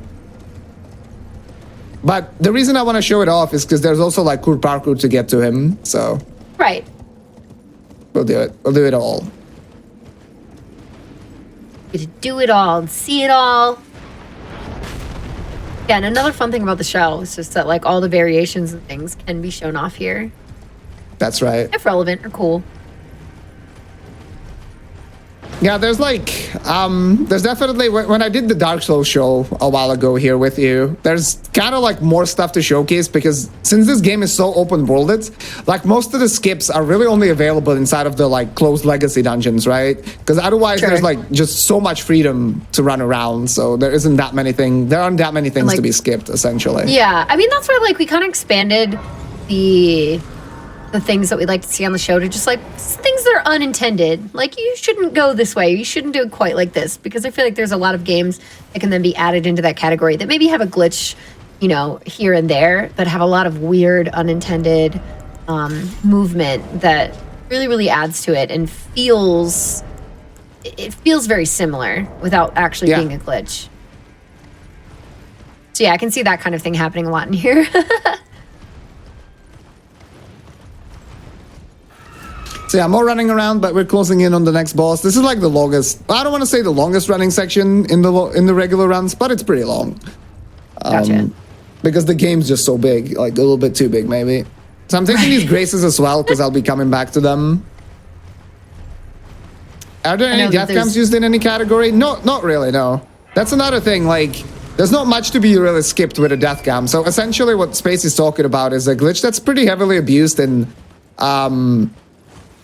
like Dark Souls or even Bloodborne, where you can activate a death cam without dying, right? Because those are two like separate planes. One is if you're falling off a platform and the game's gonna kill you, it first activates a death cam, which is a top-down view.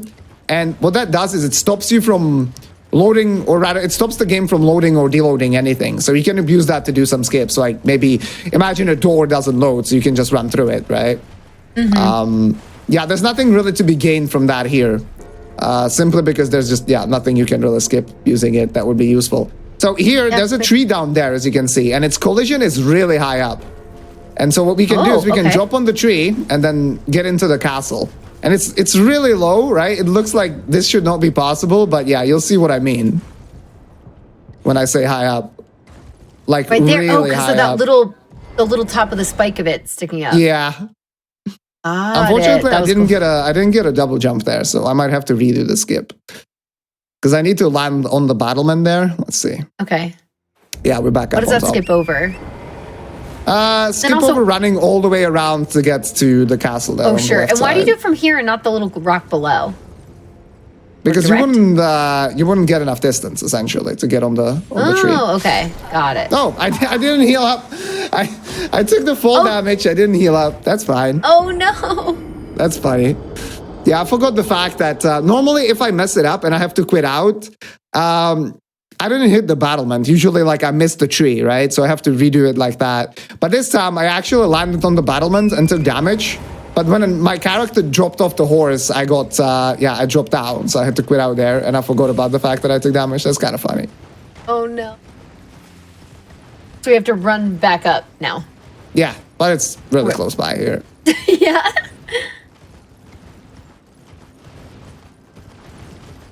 Gotta pick up my runes. Where are they, actually? Oh, they're right there.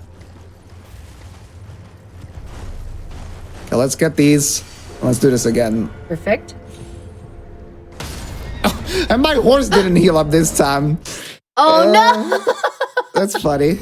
Well, now we have to respawn the horse as well. Oh no! Okay. That's right. Everything's pretty under hilarious. control. Okay, so when it comes to, I'm gonna heal up just in case. Like I don't think I would have died with that health, but just in case. Horse is okay now. Yeah, horse is full HP. So horse survives that drop, and then I need to drop on this battlement because if I dropped on to the right of it, it would be like too low and I would die from that. Oh wow. Okay. There we go. Okay, so now we're gonna be fighting the boss. And the annoying part about this boss is that he has 2 minions. So I'm gonna buff up first. I'm gonna kill one of the minions, and then hopefully I'm gonna use the kukri to try and bait the other one into running towards me and kill it before like the boss himself gets too close. Why did this guy not die? That's interesting. Okay, there he is. Throw the dagger. Okay. Yeah, guy's running at me. Why am I dealing so little damage to this? Do they have more HP on this patch? It's possible. Uh-oh.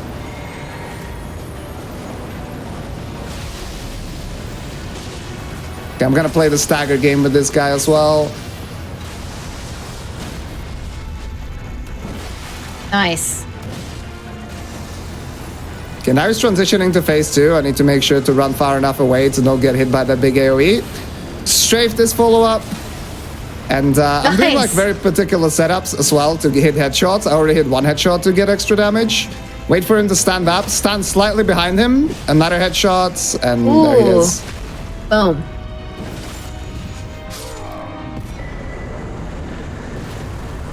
Interesting. They might have more HP on this patch. That's kind of funny. Because like my damage was fine. I was dealing the right amount of damage. But it like wasn't. In fact, I'm even a little bit stronger than in the regular run because I have +8. Sorry, +9. In the regular run, I have +8 weapon at this point. Right, so you're that's pretty +9. funny. Huh. Yeah, it must have been. Guess they All right, debuffed so him a from little here, bit. I'm gonna do one of the several skips there are in this game to get to the consecrated snowfield. This one works on current patch as well, which is kind of neat. It's pretty tricky because for the glitchless category, I need to make sure to not hit the death cam, but because this is just a showcase, it's okay. But essentially what I'll abuse is the spirit spring jump that we used earlier. It's like a place where you can jump with the torrents and you get a lot of height, right? And also you do not take any fall damage when that happens. So I can abuse this spirit spring to kind of drop in an area and avoid any particular kill planes on the way, and then land out of bounds for the next big area, and then just drop back in bounds, and yeah, hopefully it'll be fine. We'll see. Oh, interesting. Was I too far left? That's I mean, it's possible that the kill planes are different on this patch because that was really weird. That was really strange. Okay, let's try that one more time. And it's totally possible that on this patch, the kill planes are moved around a little bit. Like, I tried way too early. Okay. I wonder why they would mess around with that, though. Yeah. The reason we want to get into Snowfield now is to enter Mogwin's Palace and get +10 as soon as possible. That's like the earliest... that's basically like the earliest place where we can get the +10 stone. Gotcha. Let's try this again. If it doesn't work, I'll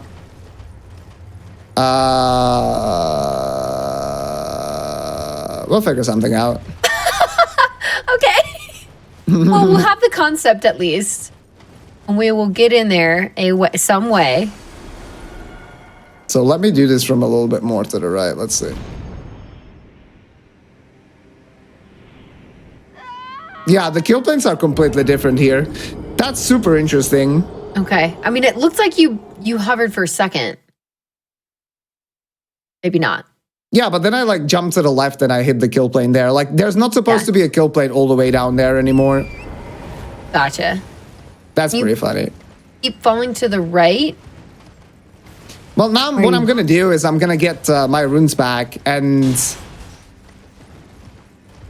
yeah, I'm thinking what would be the fastest way. I know, it's like normal. Normal's always slow though.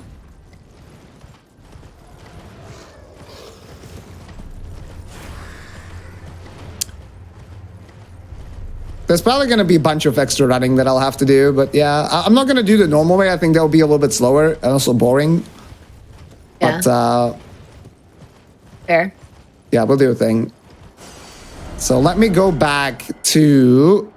This is like, I'm super curious about this. I need to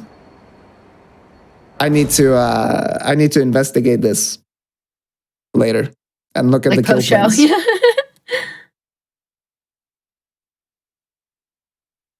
Well, post-show, I'm going to get some breakfast, but maybe after that. Oh, you know what? That's an even better idea. All right, so we're back in the capital now. If I had a grace at the elevator, that would have been, yeah, it would have been very simple, but I didn't really expect this to not work, but I should have probably. So what we'll do from here is I'm going to run back through Lendel to the rampart now, to the start. And from there, I can kind of Pegasus over. And then at the start there, I should be able to get to the snowfield.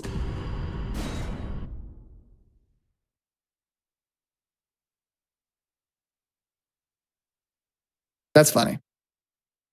Because yeah, it's kind of typical From Software. If this doesn't if it's different on this patch, and then it works properly on like the newer patches. That's really funny. Because like I said, that skip actually works on current patch as well. Wow. Interesting, very interesting. All right, I'll take this grace. I'll take the grace at the elevator as well, just in case something goes wrong. And let's set up Pegasus again. We haven't seen this in a while. If you're just joining us, I'm going to explain the glitch again. So basically what I do is I jump off the horse. I quit out, which allows me to keep the horse out, essentially, because the game registers me jumping off the horse, but not the horse despawning. And then the horse, I'm going to try to yeet it off the cliff. Like this. And now we can fly. There you go. You can tell Kat has been on the show before because he's like, okay, in case those weren't here earlier, let me re-explain what's going on. Yeah, we did this at the very beginning. We did, and it's one of my favorite things I've seen this evening, by the way. So essentially, just to reiterate, any entity in this game that goes through a kill plane, which is just a plane that reduces your health power to 0, has its gravity disabled. If an enemy does it, it's not really a problem because the only way to respawn the enemy is to reload the area. If a player does it, it's not a problem because the player is dead, so they don't need the gravity to be enabled. But with torrents, you can yeet him through the thing, through the kill plane. It has its gravity disabled, and then you can respawn him using the flasks. And what ends up happening is, you just have torrent without gravity right now. So what I'm doing is this is actually pretty interesting because I'm showcasing you a way to get around this area that we ran through before, right? This is the forest. The elevator's on the left side, and yeah, this is like a faster way to get there instead of having to run through Lanedale. Yeah, that's fair. That's cool. I mean, we're just gonna see a little something different. So let's run over him. I'm gonna take this grace. I'm gonna level up on it because I'm gonna be losing my runes. And then there are two ways around this. I'm going to be showing off the wrongbow later, so I don't think I'll be doing it now. But, okay. Yeah, we'll abuse the Stake of Marika thing again that I did for Red Dawn before. Where I can basically drop into an area that I'm not supposed to kind of drop into, and I'll be in the Stake of Marika range. And I'll be able to spawn basically further up. So let's take this. And because that's going to require me to die, I'm going to rest here and spend my runes. So what I'll do is I'll level up a bunch of strength. There we go. Kind of burning a lot of runes, actually. Let's see. Is this going to be enough for a level? Probably not. We can try, though. Yeah, it's not. I need 4k more. That's not a problem. Hopefully, I won't need them. So let's use this elevator again. And from here, oh, interesting, loading. I have to quit out because we have Pegasus still active. So let's do that. Because I need to fall here. And if you have no gravity, you cannot fall. Yeah. Like Pegasus is so useful. So what I can do is I can run off around this part, jump once, jump again, and get over a kill plane and land on the bottom. And again, like in the top left, as I land, you can see the little statue appears. So I'm in the stake of Marika range, which is like inside of a dungeon, essentially. And so, boom, I can spawn that stake of Marika again. That's hilarious. And okay, cool. This is basically where we would go to, where we would get to this dungeon. The elevator is behind us, basically. Even tells you hidden path to the Halik tree. So that's cool. Yeah, neat little skip. Huh. As long as you jump down in that specific spot, you can get around the kill plane. Yeah, on the older patches, because on the newer patches they extended the kill plane, and you cannot do that skip anymore. Because they were like, wait a minute. I want you to do that. It's especially like easy to do, you know, casually. It's just a double jump that isn't very precise compared to the skip that I wanted to do, which is actually quite precise. But yeah, it just worked very differently. So this is a great area. There's just fog everywhere, so I kind of just need to know where to go. Okay. Memorize. I mean, you have some landmarks around, you know, to kind of help you navigate, but I'm mostly just using the compass and knowing where to go, sort of. Ow.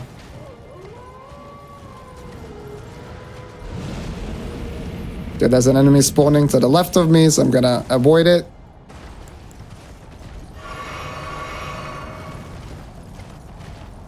And yeah, I'm gonna make my way to the Grace because we'll come back later again. So there's a Grace right here. And then we're gonna progress toward Mogwin Palace. Uh-huh. There's a pretty interesting pathing that you have to do here as well, because there are NPC invaders. Oops, didn't have the horse selected. There, you can get invaded, and if you get invaded, you cannot be on the horse. So I need to make sure to like not go too far to the right here, otherwise that invader's gonna spawn and it's gonna force me off the horse, which is not good. Gotcha.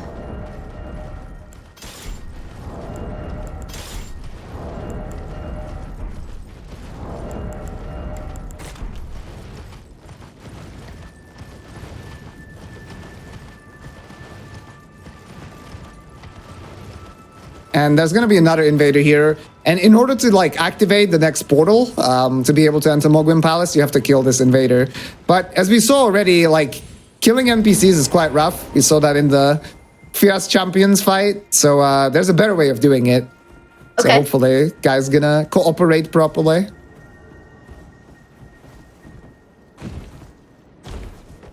So you can see he's coming over. There's some enemies here that we can happily ignore. And there's a little cliff here. And I'm gonna drop down and hopefully not get trolled. So we drop on this little cliff. And the guy's gonna try and attack us, maybe. Whee! Oh, there we go. There he goes. Nice! So there's like a small chance that he might just start walking on top of the cliff instead of dropping down. And then you kind of have to like re-aggro him. It's pretty annoying, but yeah, it didn't happen this time. Sure. So now we are in Mogwin Palace. This is a pretty small legacy dungeon with Mog as the final boss. But yeah, more importantly, it has the +10 here. Now that I'm thinking about it though, I do not really have enough runes to upgrade to +10, so that's gonna be, well, it's gonna be fine because now that I think about it again, there's an AI break for Mog that I can do as well, so we'll do that. Okay. It's a pretty cool fight normally, but where you can also abuse the damage from like headshots to skip phase 2. But yeah, if you just, you know, make sure he doesn't have AI, there's no phase 2 either. So that's gonna give us the runes that we need to upgrade to +10. Sure. So here's another little out of bounds that I can do. Well, I messed that up. That's fine. Jumping on some, like, Light collision. Yeah, it's Oh, do you have basically very similar to what we did earlier on the horse when I was running to Radan in Celia, where you just do like bunch of parkour around the side. Right. This is exactly the same thing in principle. The area's loading really weird as well on this patch. Like you saw the bottom not be loaded. Yeah, Yes. this is like part that you're not really supposed to be on, but it's all But there's fully. collision. Yeah, there's collision everywhere. And You now can see I can it's like unintended jump because back the in. hoofs like go through the walls. Yeah. So now we're back in bounds again. Actually, I can get +10 anyways. There's a rune I can pick up here on the way. So it's all good. I love this like thinking on the fly. It's good. This is what you need as a speedrunner for certain games. Yeah, absolutely. Why is it called a legacy dungeon? That's just a term that the developers have used. I think it's connected to like the bosses having some kind of a legacy or leaving their legacy behind, something. I have no idea, but that's basically how they call it. It's the official name.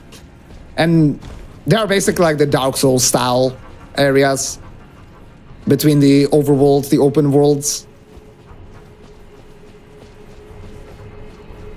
So what I'm gonna do here is I'm being pursued by an enemy, so I'm gonna quit out as I like this grace. And then there's a +10 smithing stone inside of a chest. There's a lot of enemies around it, especially another Sanguine Noble. And I'm gonna use the same trick with Kukri that we used earlier. So you can see he's right there. What I'm gonna do is be very sneaky about it. So I'm gonna jump over here. I'm gonna throw the Kukri to the ground like that. And then everybody's like, huh, what was that noise? What And is then I that? channel my inner solid snake. And while they're all investigating, I open the chest and then peace out. Grab it and get out. I love it. That's how I would function in a world like this. Okay, let's pop this rune that I picked up. Gives me 50k, so I can upgrade. Let's get +10. Very nice. And then go back and kill Mog. Yeah, not all legacy dungeons are required. Like, legacy dungeons are just... They're exactly that. They're just a dungeon. And there's quite a bit of freedom to, like, what bosses you can kill to finish the game. Like I said, you essentially need to get the 2 lords early on. And then it's kind of up for grabs. Obviously, the game kind of goes linear later on, but this is an optional boss, but we're doing all remembrances here. So I'm going to enter the fight... to get rid of the cutscene, and then I'm gonna quit out, similarly to Morgoth. And there's gonna be a fog gate here, but there's a way to get around it. It's another one that got deleted, but instead of entering the fight normally through the fog gate, I can abuse another like bunch of tricky collision here. So I'm gonna jump up. Oh, okay. That's some gravestone. And enter the fight around. And yeah, his AI is never gonna activate. Is that doable on newer patches or no? No, this is gone. Like, they basically, they changed the collision with the small tombstones there. Bummer. Okay. So much more fun to see it this way, for sure.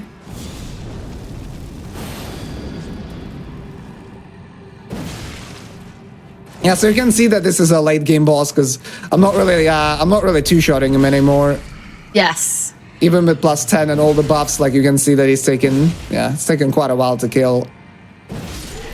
But there he is. Yeah, like 8 hits, 7 or 8 hits.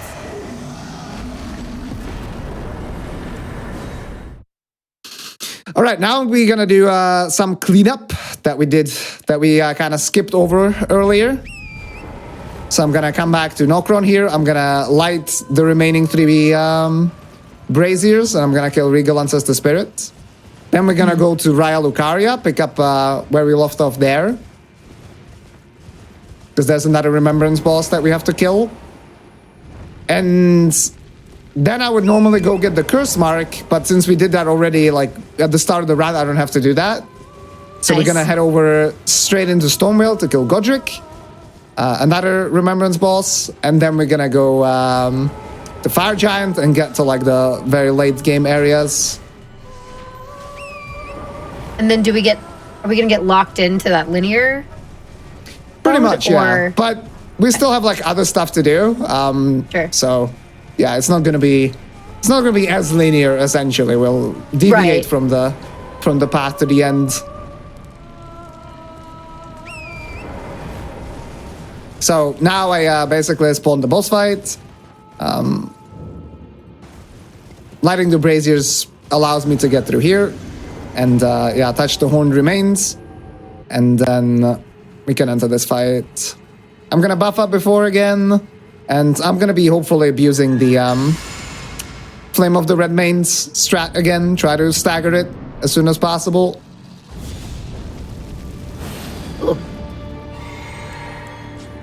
Let's see what opener we get.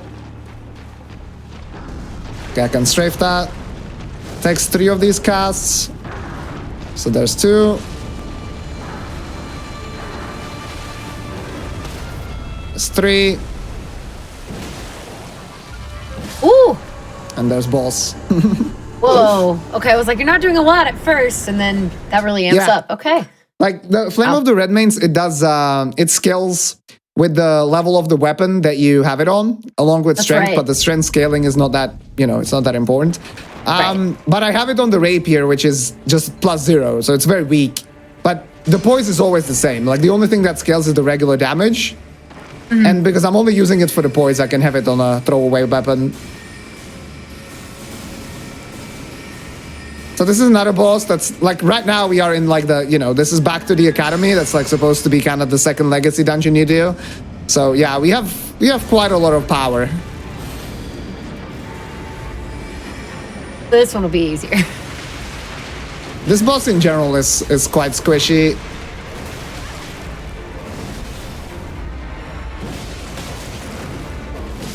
There you go. Oh, nice. Okay. Like, actually got most of your health down, but also. Yeah, the good thing is that since it is just the second like main area of the game, the enemies are not dealing as much damage. Like if someone like Mog hit me that many times, I would have been dead like 3 times.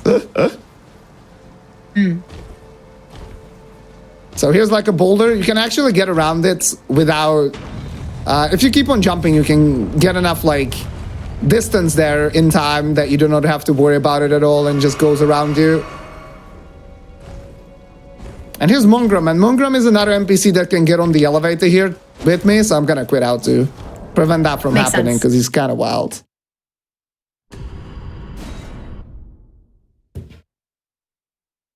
It's a single person elevator kind of game.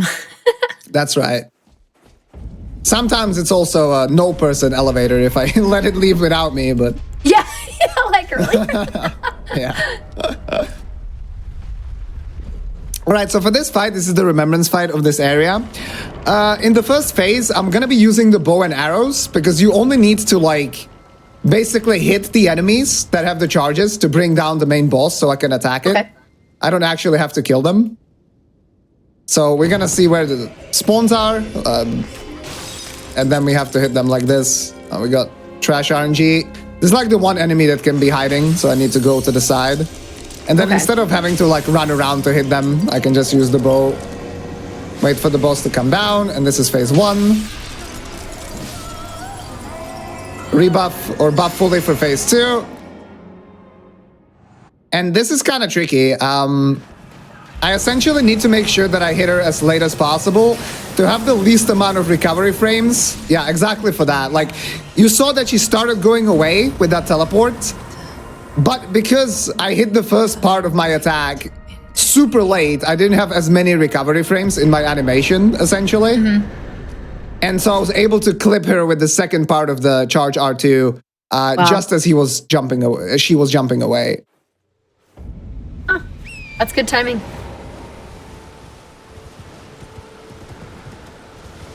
Right, nice quick bosses. What's next? Yeah, it's not a quick boss because we're cleaning up the early game stuff. Right. Funnily enough.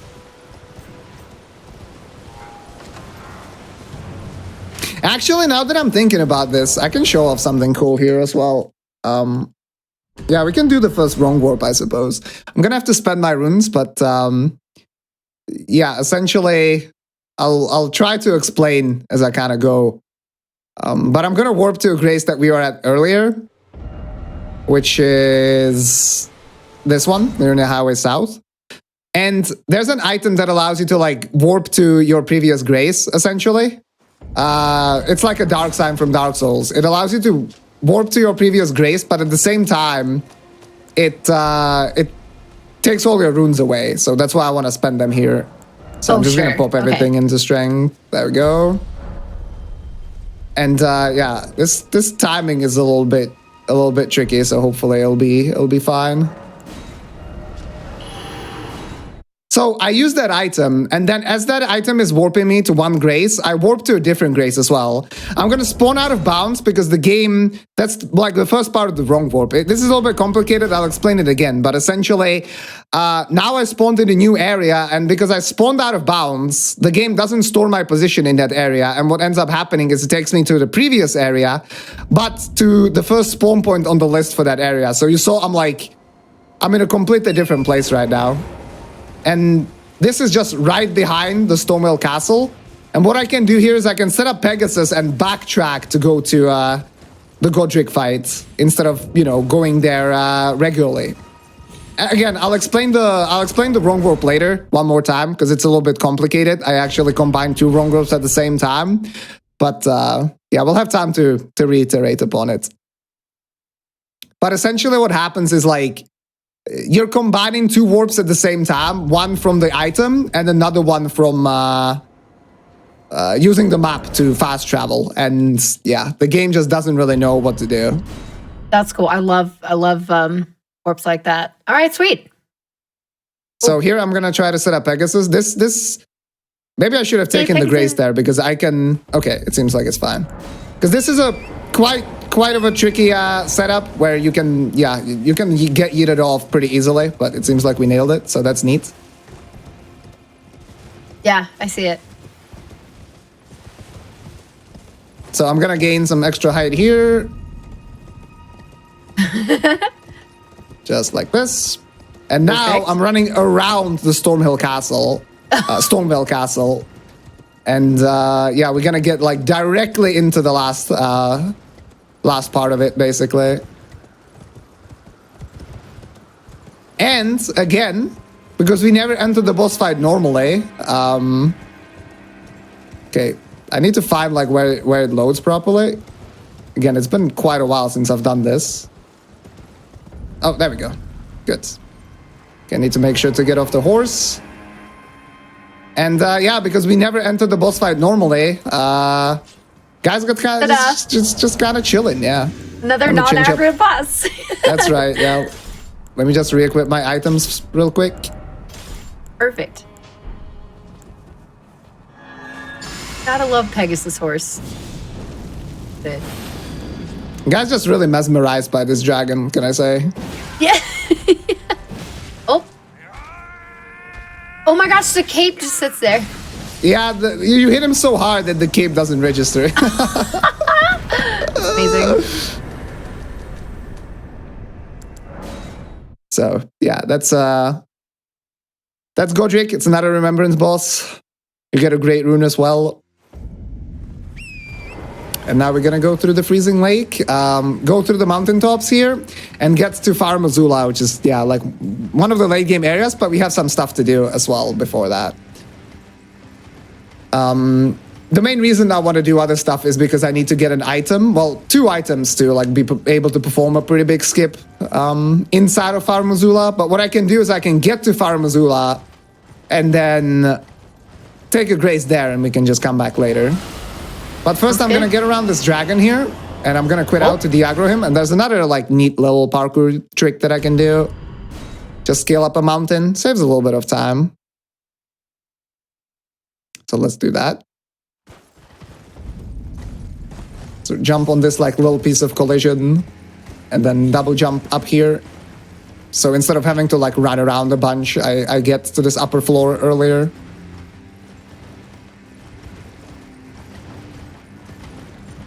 How do people even find stuff like that? So the wrong warp was pretty easy to discover because it warps kind of similarly to how like Dark Souls 1 wrong warps work, for example, where you're essentially overlapping 2 warps at the same time. But in this game, it's on this old patch, because again, it's patched on the newer patches. it's really easy to do since you can fast travel from anywhere. In something like Dark Souls 1, you had to use the dark sign to go to your last bonfire, and then you had to find a different way to like overlap another warp, which was quite tricky. So you either had to use the purple coward's crystal or later on the spell swap glitch. Gotcha. That's right. And for this one, it's just much easier, except for now that's not really a thing on the newer patches.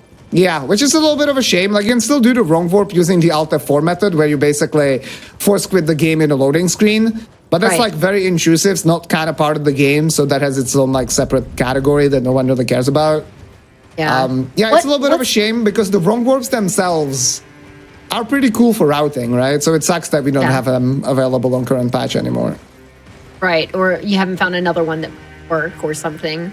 Yeah, I mean, obviously the game's still very young when it comes to speedrunning. It's just it's just year and 3 months old, basically. So right, there's probably still much to be found. Yeah. Most likely, yeah. I'm gonna take this grace for safety, just in case the next boss fight doesn't go that well. We just had to run for a bit, so I wouldn't want to spawn all the way back. And I quit out because I aggroed a bunch of enemies, so I want to make sure they're chilling.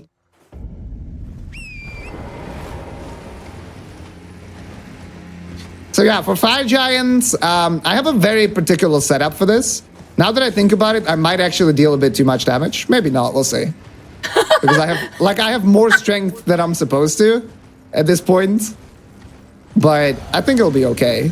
Because I essentially wanna deal enough damage, enough poise damage in phase 1, so it carries over to phase 2 and I can stagger him early. But if I deal too much damage and transition to early, I might not be able to like stagger him in phase 2 properly. But we'll see. Sure. He has a weak point on his leg, so that's what I'm gonna be focusing. Okay, I missed. Very Colossi. Is gonna roll away. That's not good. We'll see. Oh, another AoE. That's okay, only horse took damage.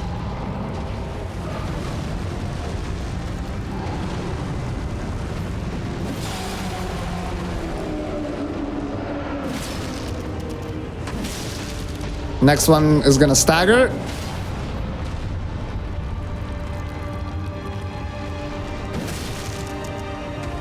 Yeah, we transitioned 1 hit early. Okay. So now I'm not gonna stagger in 3, but in 4 attacks. Sure. Okay, he rolls away again. Let's see what he does.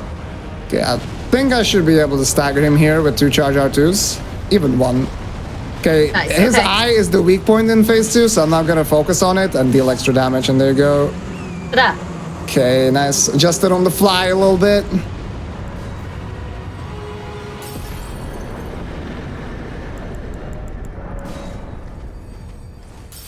Oh, that worked out.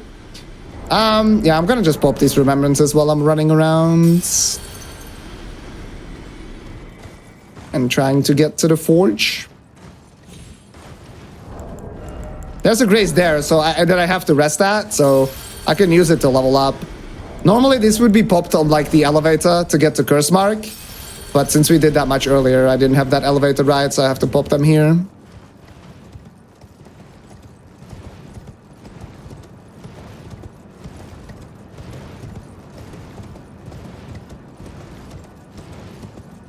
You also, I didn't mention this, like you see me always like, I'm pressing B repeatedly when on the horseback. It's a little bit faster than just, you know, like let the horse sprint and then press it once every while. It's a little bit faster to just do it really frequently. Gotcha. Oh, question. What's the hardest thing about speedrunning this? What would you say? No falling asleep in the running sections. That's very funny. Okay, then what's the second hardest thing? Okay, the second hardest thing. I mean, it's a good question. I'm not like, I don't feel like it's particularly difficult mechanically. The hardest things about like speedrunning Souls games in general is just the knowledge, right? You need to have a lot of knowledge for the different situations that can occur in boss fights and how to react to them and be able to do that like most consistently, basically. Sure. So So it's not the most mechanically demanding game. But yeah, I would say like the consistency and being able to deal with the different RNG in boss fights, being able to just always make the right decision or as frequently as possible. I think that makes sense, how this game is built. All right, so I'm quitting out to get rid of this enemy. Based on where we're at kind of in the game, in the run, in the show, how far through do you think you would say we are with well, we've got, you know, I want to say that we have probably around like another 30 minutes to go. Okay. So, yeah, we can definitely take a break kind of soon and then kind of finish up with what we have left. I mean, if you think if you think we got like half an hour, maybe even a minute less or two, like you can carry on through. But if you think you want to take a little extra time, yeah, we could take a break. It's up to you. I mean, I'm good when it comes to the breaks. It's really up to you. Just let me know. We're pretty much ready, like whatever. Okay. It's kind of hard for me to estimate because I'll be doing things a little bit differently than in the regular run, right? Like I have the same amount of bosses killed and everything. Oh, that guy caught up. I have the same amount of bosses killed and everything, but there's gonna be like skips that I do that I will do that I normally don't do in the runs. So yeah, we'll see. Right. It's hard.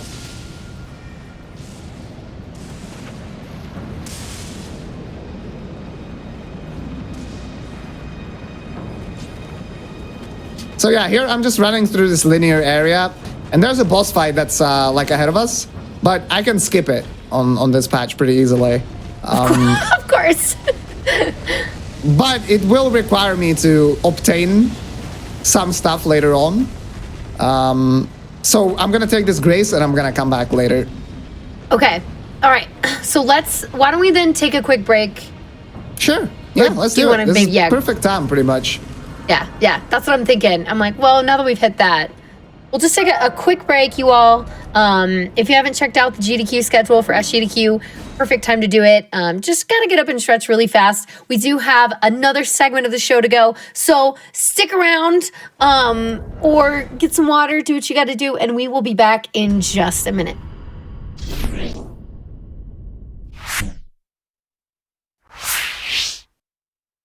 Alrighty, everybody, we are back. Don't you worry, we are still here, back and ready for our final portion of some Elden Ring glitches, glitch breakdowns, explanations, just getting to see them shown off. It's been awesome. So I hope you all are ready for more. What's up, Kata? Back once again and ready to go on with the last part of the game? Yeah, we can pretty much continue with the timer and everything. You can see that it's daylight outside already. Started in night, right. Now it's daylight everywhere, yeah. Like IRL. So we ended the last segment at, in Far Missoula, and we took the grace there to be able to come back later, and now we warped to Temple Quarters. So we are back in Liurnia, the second big area of the game, essentially. Because there's a boss that we can fight, or we have to fight because it's a remembrance. However, the thing is that to get to this boss, you have to run deep underground and everything like that. But there's a way to actually get there from out of bounds in this part. So I want to do that because it's much faster than running all the way around. You have to run through Lake of Rot and it's a lot. So we're gonna abuse a couple of things coming together pretty well. First, I'm gonna take this grace just in case it doesn't go that well, and I can come back easily that way. And I'm gonna combine Pegasus, and I'm gonna combine the wrong warp, so it's gonna be a good chance to explain the wrong warp again. But essentially, there's Moonlight Altar above us, and there's an elevator that leads from the underground to get there. So that means we are basically above the Astel boss fight-ish, kind of. And what we can do is we can load the area from out of bounds, and there's the elevator shaft that we can then get close to. The game's gonna think we are in that area. From there, we can wrong warp basically directly into the boss fight. Oh wow! Okay. Sort of. Yeah, it's really cool. Okay, where do you set up this Pegasus? It's been so long. I think it's here. It's gotta be here. Yeah, it's one of the trickier setups as well. It's been months since I've done some of this stuff, so. There we go. Horse is gone. I have to make sure to go a little bit around because there's a death plane to the left. Don't want to hit that. And then in here, I think. Yeah, there we go. And then in this direction. So the way the wrong warp works, again, is I'm gonna warp using Memory of Grace to my last Grace. And then as the warp is about to happen, I warp to a different Grace using the map. And what ends up happening is the game is gonna spawn me in the area that I'm supposed to warp into, but it's not gonna spawn me in the like legitimate spawn point for that Grace. It's instead gonna default to the first one on the internal list. For the Grace that I'm warping to, which is Stormhill Shack, that's out of bounds. And because I spawn out of bounds in that area, it doesn't actually store my coordinates in that area. So when I quit out, it's gonna take me to the last area that I was in, which is here. It's like this elevator, basically. Right? This is the elevator shaft, so I can get around here. My position should be changed now. Yeah, it says Lake of Rot. And essentially, after the quit out, I'm gonna spawn back in this area, but again on the default spawn point, the first one on the internal list, which ends up being in front of the boss fight. So yeah, I have to focus on this a little bit. No worries. That's cool though. Okay, sweet. Okay. Should be fine. We'll see. Because if you do it too early, it's not going to work. If you do it too late, it's not going to work. Okay, we're out of bounds. Great. So now that I quit out, I'm going to spawn back to the previous area, but to the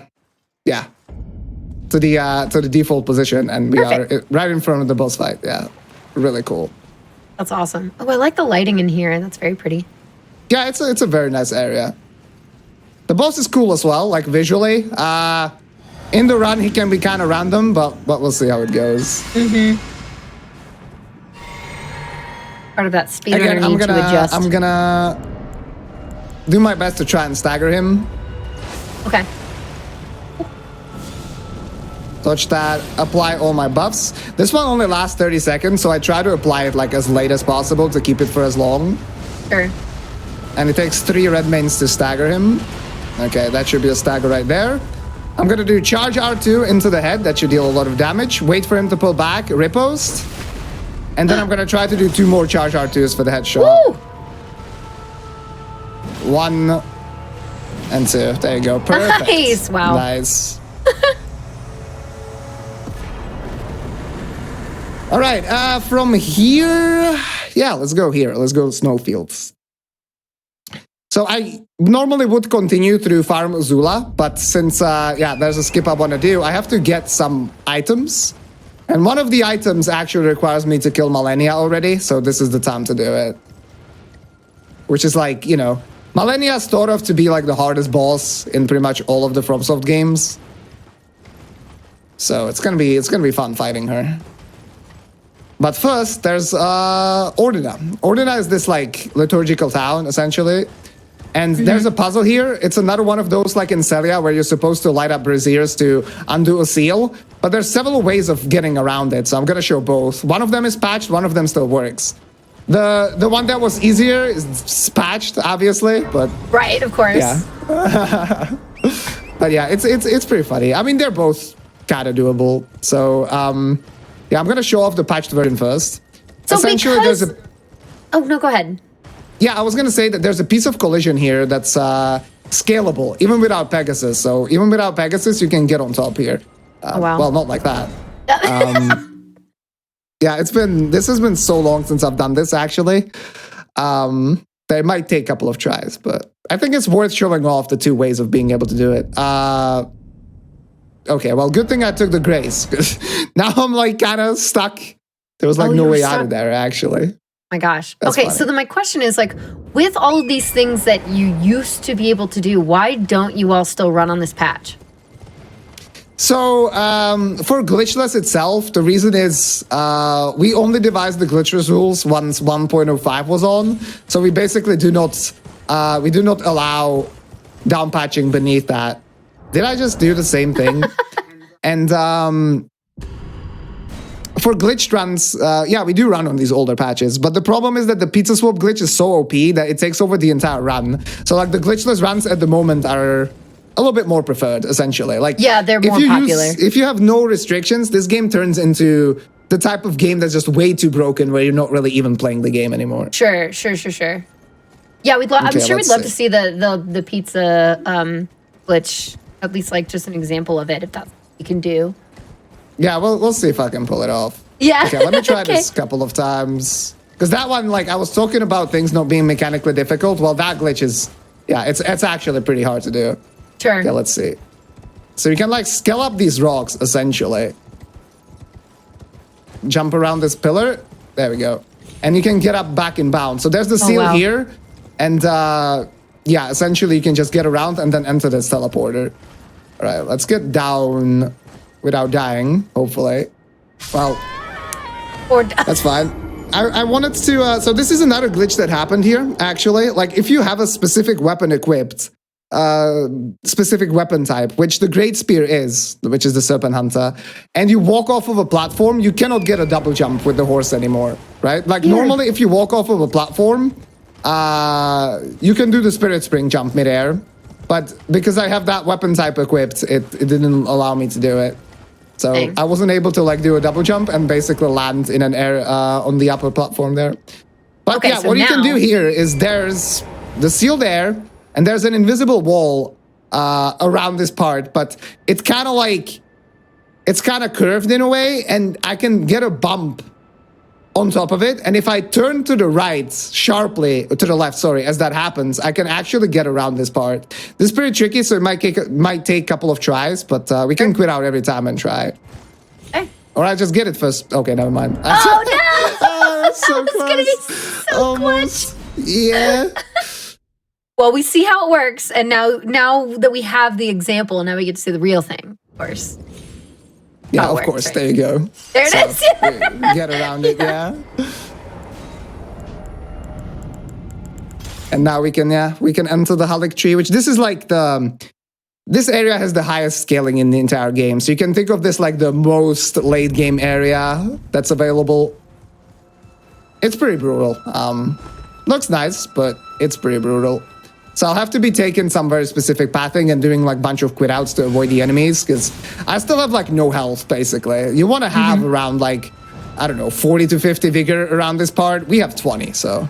Oh wow, okay. Yeah, it's kind of rough in that sense. So there's these ants here. I want to quit out to get around them. And then I'm going to be getting shot at by some bubbles. I'll be quitting out for those two. There's like, there's another little skip that is possible here, but I haven't done it in so long. I'll probably try it though. Just for the hell of it. It's kind of safe, like I can retry pretty quickly. So we'll try it. Why not? The problem is that it relies on enemy AI. I have to bait an enemy into doing a specific thing. And then I can perform a riposte on the enemy. And during the riposte animation, you have iframes, so you're not going to take fall damage. So I can like fall to the final part of this first area, if that works correctly. But it's probably not going to work correctly. I believe. Okay, get around here. What do I need for this? Oh, I dropped the Uchi. That's not good. A little less. I believe. Yeah, I'm not quite sure how I would go about this. Maybe. Heck it. I can try using Flame of the Red Mains. Yeah, it's probably going to be a disaster, but there's not really anything to lose doing this. So I'm going to try to bait this enemy to this part here. And there's like a shortcut elevator around here.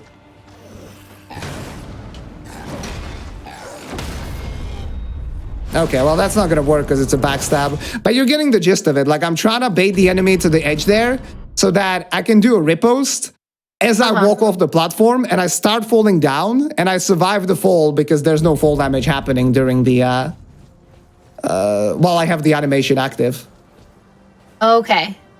Yeah, let's try that again one more time. Because I can just do a parry. It would have been easier if I could do a guard counter while I basically block the attack. And then do like a counter after that and break his guard that way. But we can try doing it with a parry.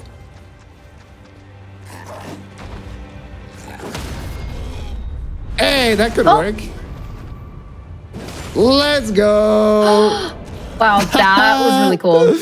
Yeah, that's pretty awesome. I'm happy I got that. It's been so long, and it's like doing it with a different method than I used to do it as well. Oh man, that's so cool. Saw it here, chat. Awesome. So what I need to do is I need to re-equip some of my items again. I'm gonna activate the shortcut just in case something goes wrong, and then I have to quit out for this battle mage as well because these things hit like a truck. You do not go through kill boxes because they're because you're supposed to like this is a shortcut, so there are no kill boxes there. They're only like a little bit more on that side. If there was a kill box, yeah, you would have still died even in that animation.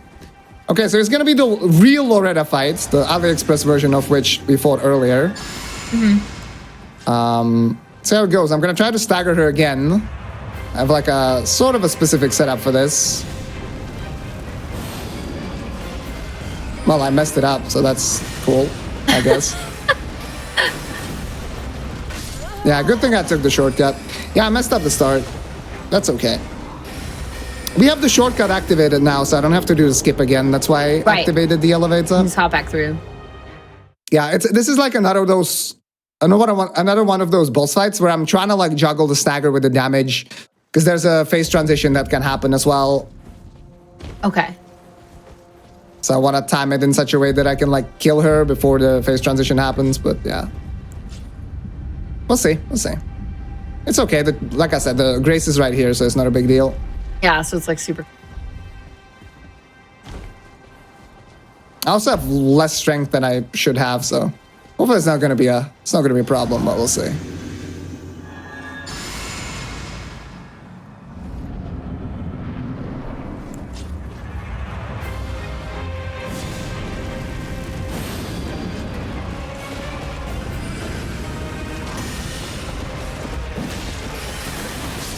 Oh, that killed me. That's unlucky. Oh no!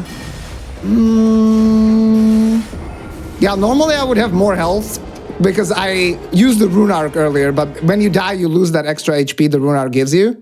So, if I had the rune arc, I would have actually survived that. I kind of forgot about that. Yeah, that's fine. It's not a big deal. We're getting close to the end. The final bosses themselves should be standard procedure basically, so it should be pretty okay. Like kind of on the easier side for you. Yeah, basically. That, and also I will have the proper stats pretty much for them, or the difference in the stats is not really gonna mean that much.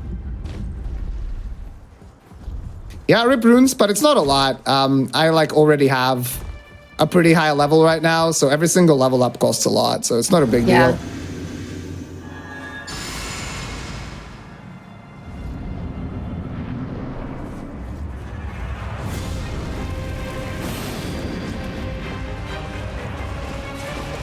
Oh, I didn't. Okay, whatever. Let's just fight her normally-ish. Or not. Or not. Woo! Yeah, that's 3-0, but it's fine. It's Being we can lose as tricky. many times as we want, but we only have to kill the boss once, so that's cool. That's a good way of looking at it. That's a very positive way of looking at it. Yeah, not positive for the boss though. Kind of unfair. Yeah. But that's we're not taking the boss's side. We're taking your side. Thank you, I appreciate that. Yeah, I'm not upgrading any of the weapons by the way anymore because I have plus 10 already. Like I'm fully upgraded with this weapon. Right. Oh, like 4 times the charm. Mimic Tear. That does sound familiar. Yeah, Mimic Tear is one of the summons. Like I used the wolves on that NPC fight. That's right, you did. Yeah, Mimic Tear is basically it's the same thing that we killed when it just copied my build. You can use that as a summon and it just kind of copies your build. It's really strong, and on this patch it was even stronger, like before they nerfed it. Gotcha. But yeah, we do not really use summons in this run, besides that one part to kind of draw aggro. Yes, technically it is used. Oh wow. Roll too early. Really tough. Yeah, I'm a little bit nervous because of the like less health that I have. It's a little bit embarrassing, but it's okay. You're fine. Is this boss required for beating the game, or you're just, again, trying to do the remembrances? Yeah, this is on the way to a remembrance boss. It's not a required boss technically. This entire area is optional. Even the entire consecrated snowfield is technically optional. Gotcha. Dude, now that I'm thinking, for that skip, I'm gonna have to go buy a weapon to be able to do it, because I dropped the weapon that I would have needed for it. That's fine. Oh, gotcha.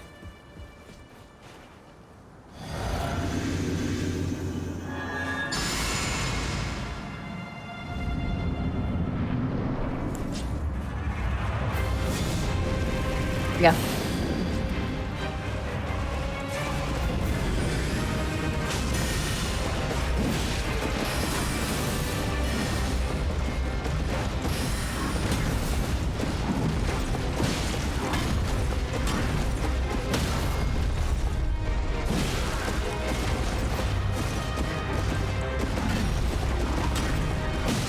She should transition now. Yeah, there we go. So the only issue here was basically because I didn't have the extra HP. It was much more difficult to survive like the first onslaught of attacks. Sure. Yeah, once you got past that, you were good to go. Yeah. All right, well, first try, no problem. Yeah, totally. I was, I just got up for a second, came back, and you just did it for the first time?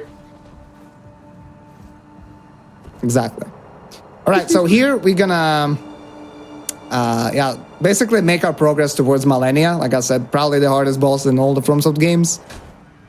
Should be a cool fight. Hopefully, shouldn't be such a meme as what we went through here. Uh-huh. Hardest in all FromSoft game. Pretty much, yeah. So, what do you think makes it more difficult? Well, she heals every time she hits you. She's got a lot of bullshit attacks.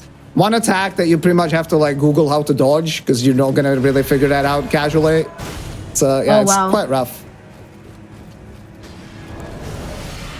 I know people have said that kind of like overall this game feels a bit easier than like other FromSoft games, but I guess they tossed her in to be like, no. Yeah, since this is like the most late game area that you have and it's optional, they just try to like go above and beyond. Sure. Just make a very difficult boss. But before we do that though, there's this neat little skip that I can do here as well that doesn't work on current patch anymore. But essentially there's an elevator here. And that's supposed to be a shortcut. I don't really know why it's here because there's a grace down there as well. But essentially I can just walk off to my death like this. And then my corpse is gonna hit the button at the bottom of the elevator and activate it like this. And it comes up! Yeah, exactly. So now I can just run back and get to Millennia much quicker. That's great. Oh, we do have a question. Yeah, so about the stamina debt, sorry, I kind of took your job there because I just read it as well. Oh, yeah, no problem. I mean, you've been chatting with Spacey throughout the show, which makes sense. So, yeah, go ahead. But yeah, I think it's probably the same as in DS3, the stamina debt. So essentially, stamina debt, what that means is, like you need at least one stamina to perform any action, right?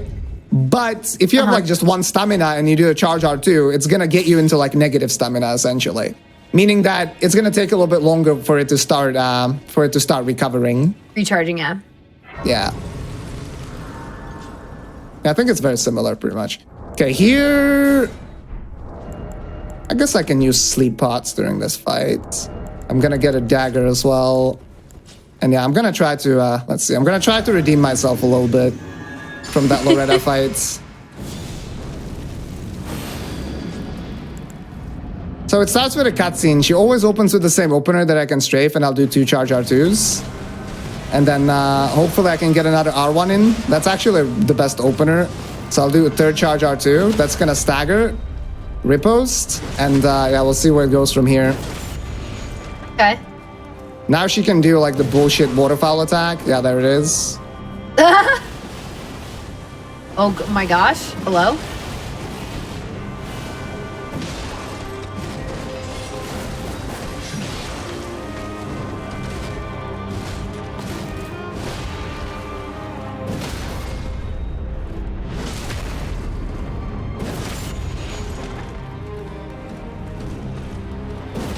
Okay, well, let's just phase 1. Okay, I was like, that was very clean. Woo, that design is really cool.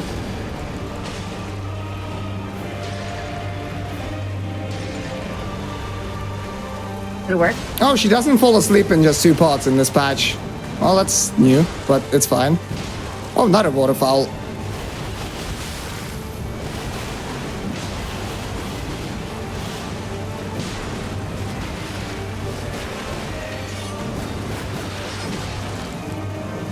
Ah, come on.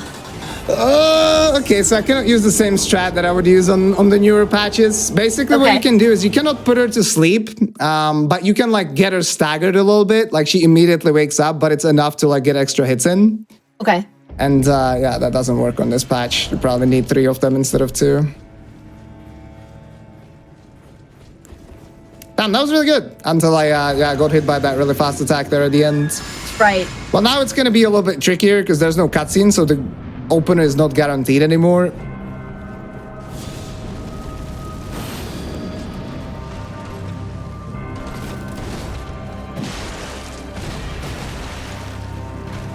Go.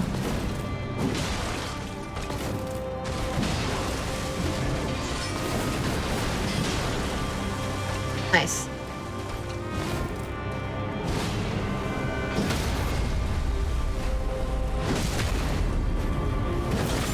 Woo!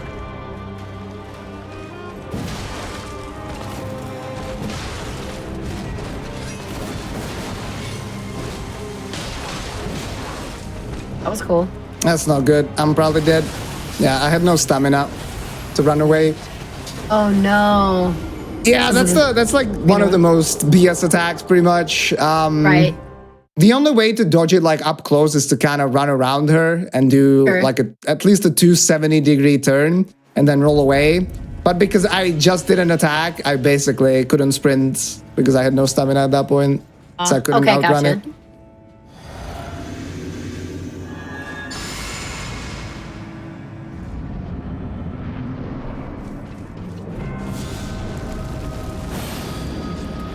All right, here we go.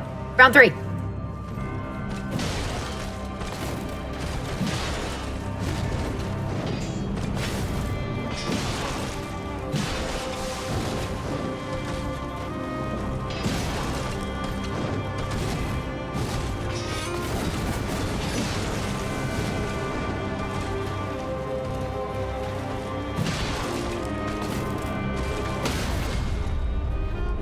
Like now I'm getting her to the HP threshold where she can do the attack again, so I'll try to like keep a little bit of my distance. Sure. That's...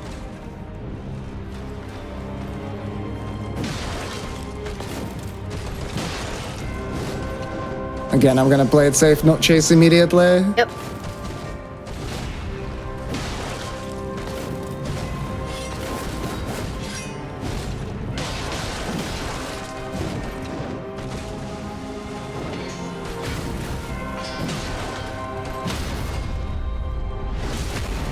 I'm gonna stay quiet.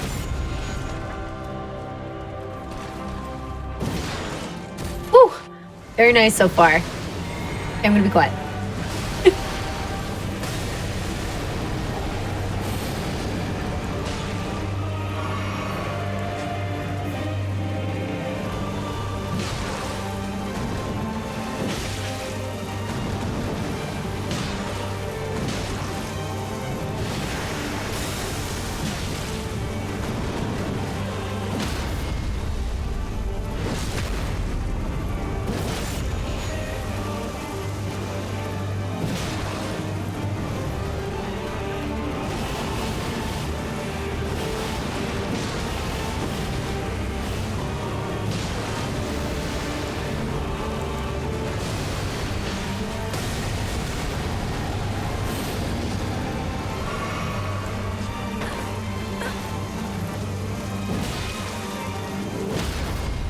Okay, she's dead.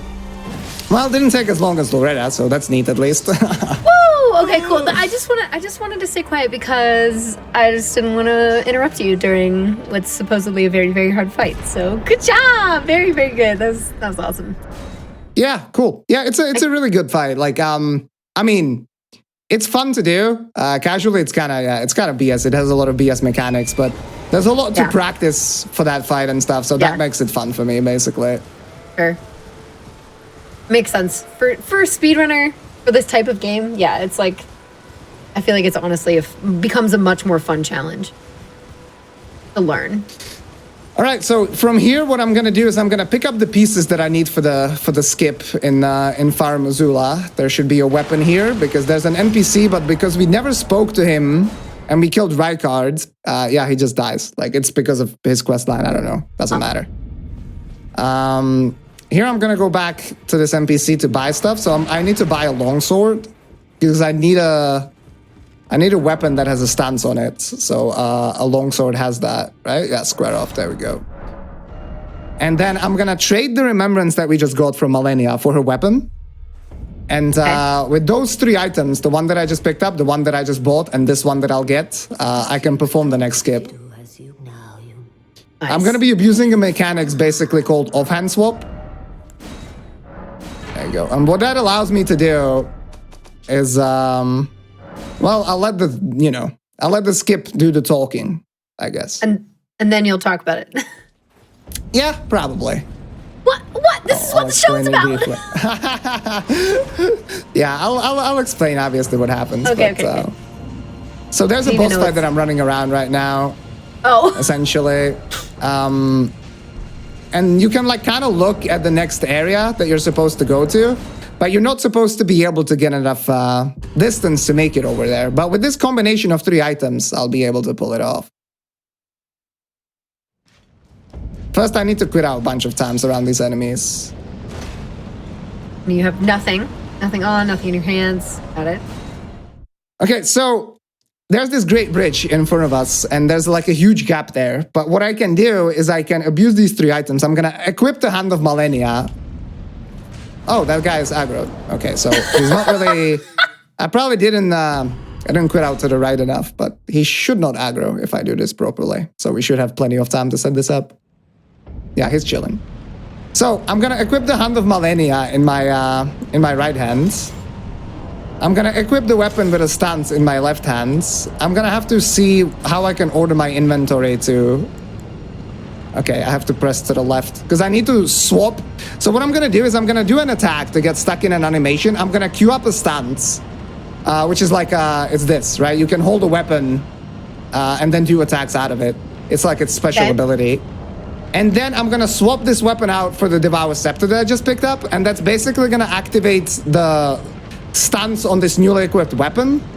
But because the Ash of War, the stance, or the ability of this Devour Scepter allows you to move at the start of it, it's gonna glitch out and you're gonna see what happens. Oh, fun. Oh no. Yeah, so you can basically, you get an airwalk for a bit. Basically in that part of the animation where you're supposed to be able to walk with the Devour Scepter normally. It allows me to walk on the air. And then because I have the Hand of Malenia in my right hand, that allows me to perform the bullshit attack that she did. And that allows me to get enough distance to make it over to the bridge. And then I can just abuse this regular attack. This is not like I'm not using a glitch. This is just how the attack works. And I can get out of bounds with it as well and do like a little skip here to backtrack.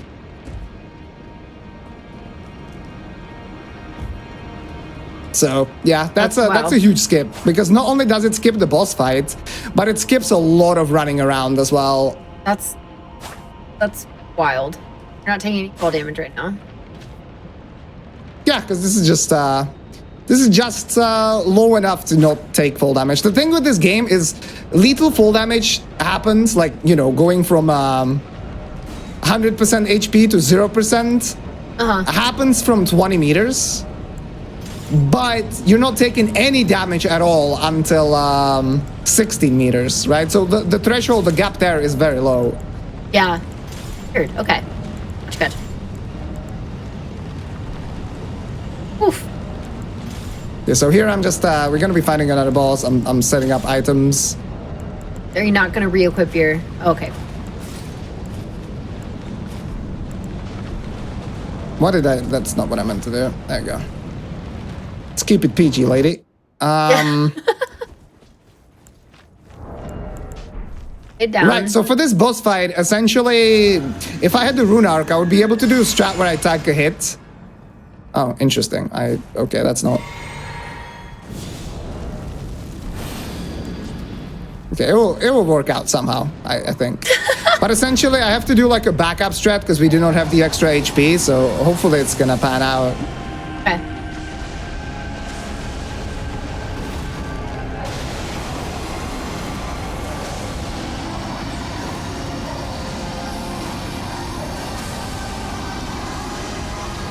Okay, stagger.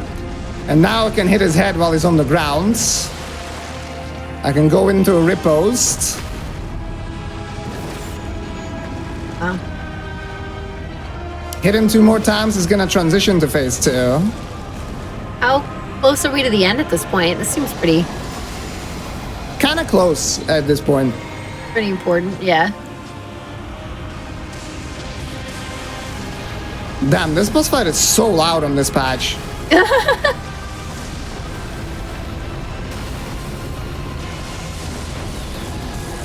Okay, 2 more red mains to stagger here, hopefully. No, okay.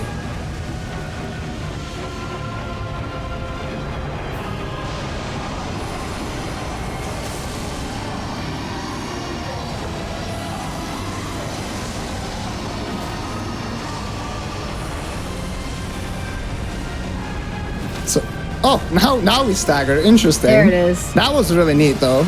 I don't think I'll be able, unfortunately, to kill him before he transitions to the next phase, however. I do not have the damage. We'll see. Yeah. It'll be close. Wait, what? His AI broke! You what? What? You just His stopped. AI just broke in the middle of the fight. He just stopped. What the? What? Yeah, he Has was that ever happened to you before? Not the same way as it did here. Like, this is sometimes this can happen with boss fights where the AI just kind of, especially on the older patch, their AI can just kind of stop functioning for a bit. It's pretty damn rare, though, so we witnessed something pretty special there. Yeah, he was supposed to just start transitioning to phase 3, so he would fly away and then, like, come back.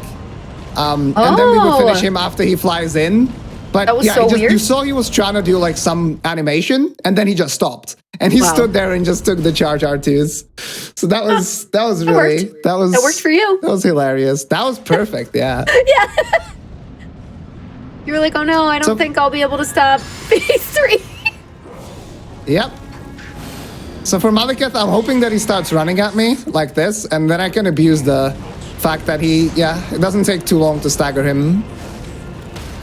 So there's the first stagger.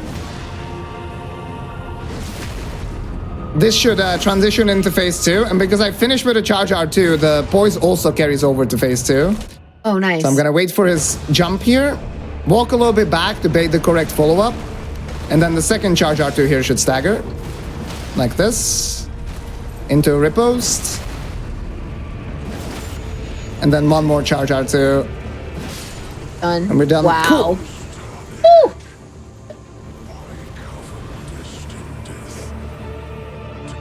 You just have to wait. So yeah, we don't have that much time left anymore. I'll be killing a couple more bosses, like literally couple in this next area. Then we'll go to kill 40 sacks, which also doesn't take long, and then it's the final boss. So nice. Almost done. All right.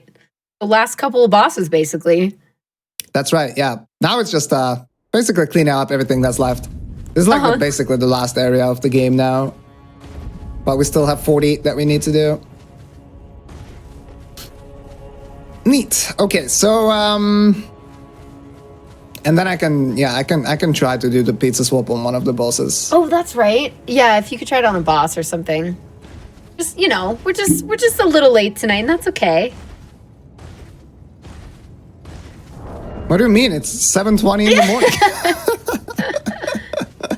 What do you mean? It's 1:30.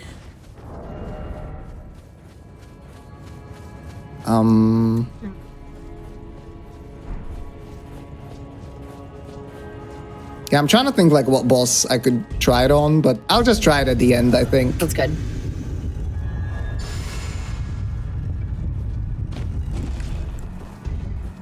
So Gideon here is another NPC fight, but I'm basically gonna try to... he opens up the fight with talking a lot, ends it with talking a lot as well. So I'm gonna try to... I'm not gonna do a follow-up charge R2 initially, so he doesn't stagger immediately. Now he starts fighting, but he's almost dead when that happens. Well, he just heals, but that's okay. I should be able to roll catch him, hopefully. Yeah. Nice. One more. There we go. Wow. Okay, neat. So this is kind of funny. In 1.07, they buffed the light roll, right? Because you have different tiers of equipment that you can have. And as long as you're light rolling, you get like more distance from the roll. And this guy is light rolling. So it buffs him, you know, indirectly as well. And he keeps on rolling further away. And you cannot roll catch him like this if he gets out of the initial chain of attacks. Yeah, so that's it's pretty rough.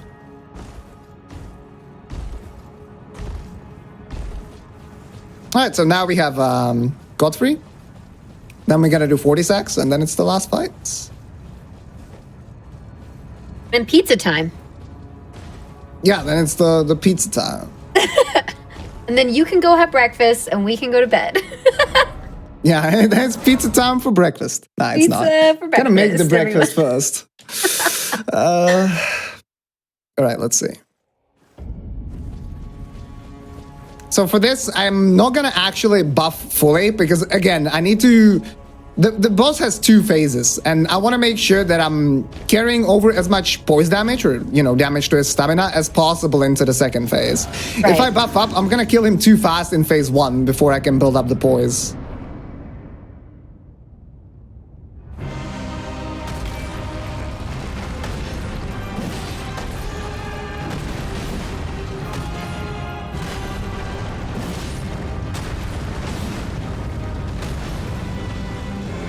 Nope.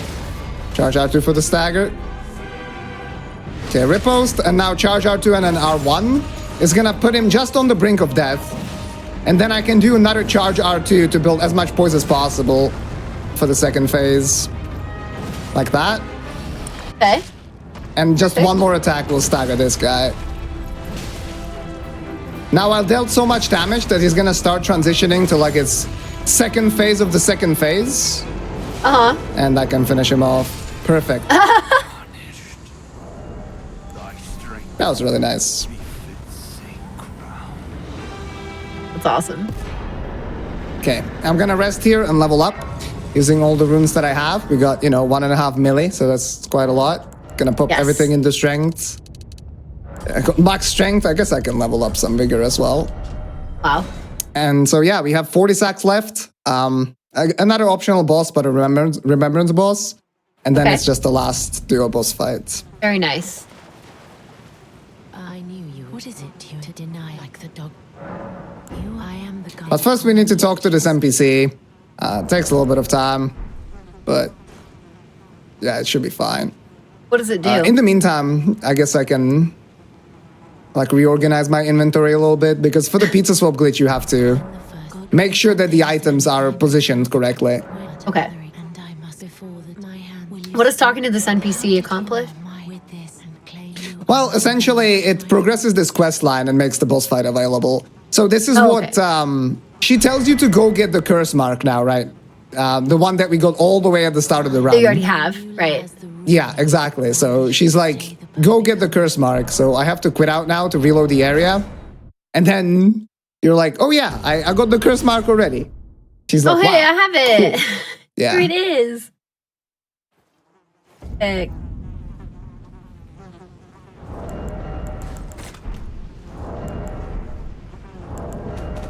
Okay, how many items do I have? Let's see, we'll try to reorganize it. I choose and I will who will inherit. And reload the area one more time.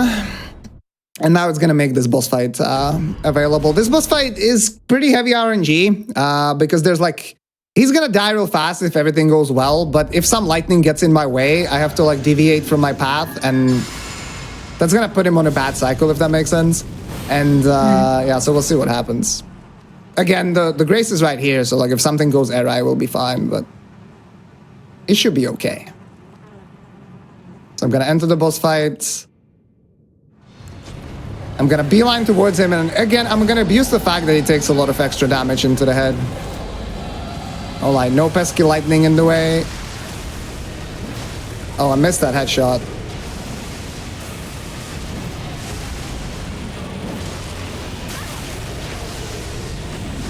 Yeah, that's fine. We'll try again. Oh, yeah. Almost there. Yes. We're doing a lot to it anyway. Yeah, so well, I'm gonna show you how it's supposed to work, because obviously this time it's gonna go perfectly.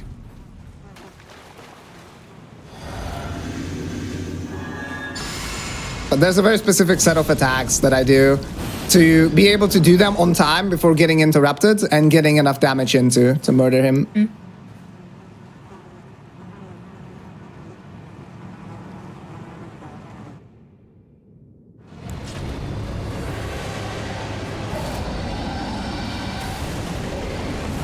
Okay, these lightnings are... Yeah, that's what I thought. Okay. So that's the RNG I was talking about. The lightning got in the way, and there was like basically nothing I could do. Sure. Gotcha. Just good hit. So now I have to quit out, and we have to try again. It's pretty rough, because this is, like, even in the run, normally, this is where you do the boss. It's like basically the last boss fight that you do, well, second to last boss fight that you do, and if you get unlucky, you can lose so much time at the very end of the run. Uh-huh. Don't you love when it's really late game things that can just destroy a run? Yeah, this late game is pretty rough overall. Yeah.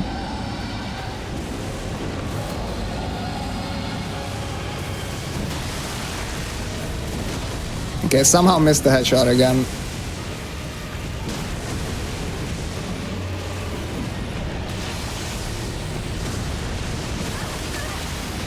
Nice HP. Woo!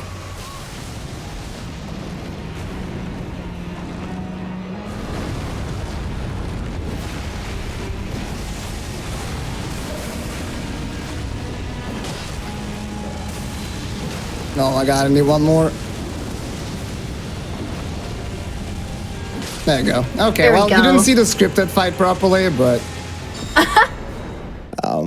killed him okay. anyways. Yeah.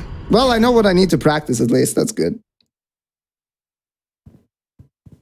Okay, so now we're gonna go back to the Elden Throne where we just killed Godfrey, and yeah, we're gonna approach the final boss. I'm gonna reorganize my inventory a little bit, and I'll try, yeah, the pizza swap like maybe, I don't know, twice or something, and if not, I'll just fight it normally. It's pretty, like, it's a pretty cool fight even without that, but yeah, I need to drop some items now. So what we need to keep is the longsword. Well, I want to keep my buffs as well, so okay, we have to do this a little bit differently. But we're right at the end. Yeah, I'm gonna put some stuff into the chest instead. So there's basically a storage chest that you have available in the grace, at the grace, that you can just put stuff into. So this.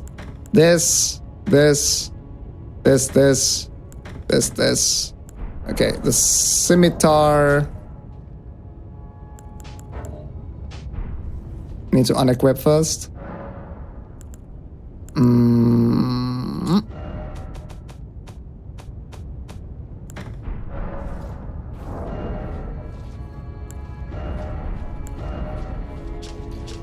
Let's see, can I order it like this? No.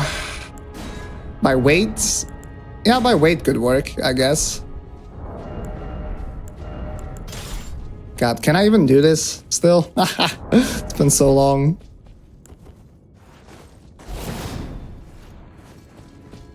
Okay, let's try it out. Okay, here we go. I kind of have to hit it like immediately, otherwise the boss is gonna kill me, so. Okay. Here we Like go, I I said, I'll believe. try it like maybe 2 times, but it's really hard. It's like a very mechanically demanding thing. Oh, I don't have the... What? I don't have the correct controller profile for this. I can swap that really quickly, I think. Let me see. Because essentially you need to use like some rebinds to make it easier, but I have a different controller layout. Let's see if I have the proper template here. Your layouts, pizza swap, apply layouts, back, there you go. Like it's so mechanically demanding that, for example, pressing the menu button is really annoying. So I rebind the menu button to a different key. There we go, okay. Okay, here we go.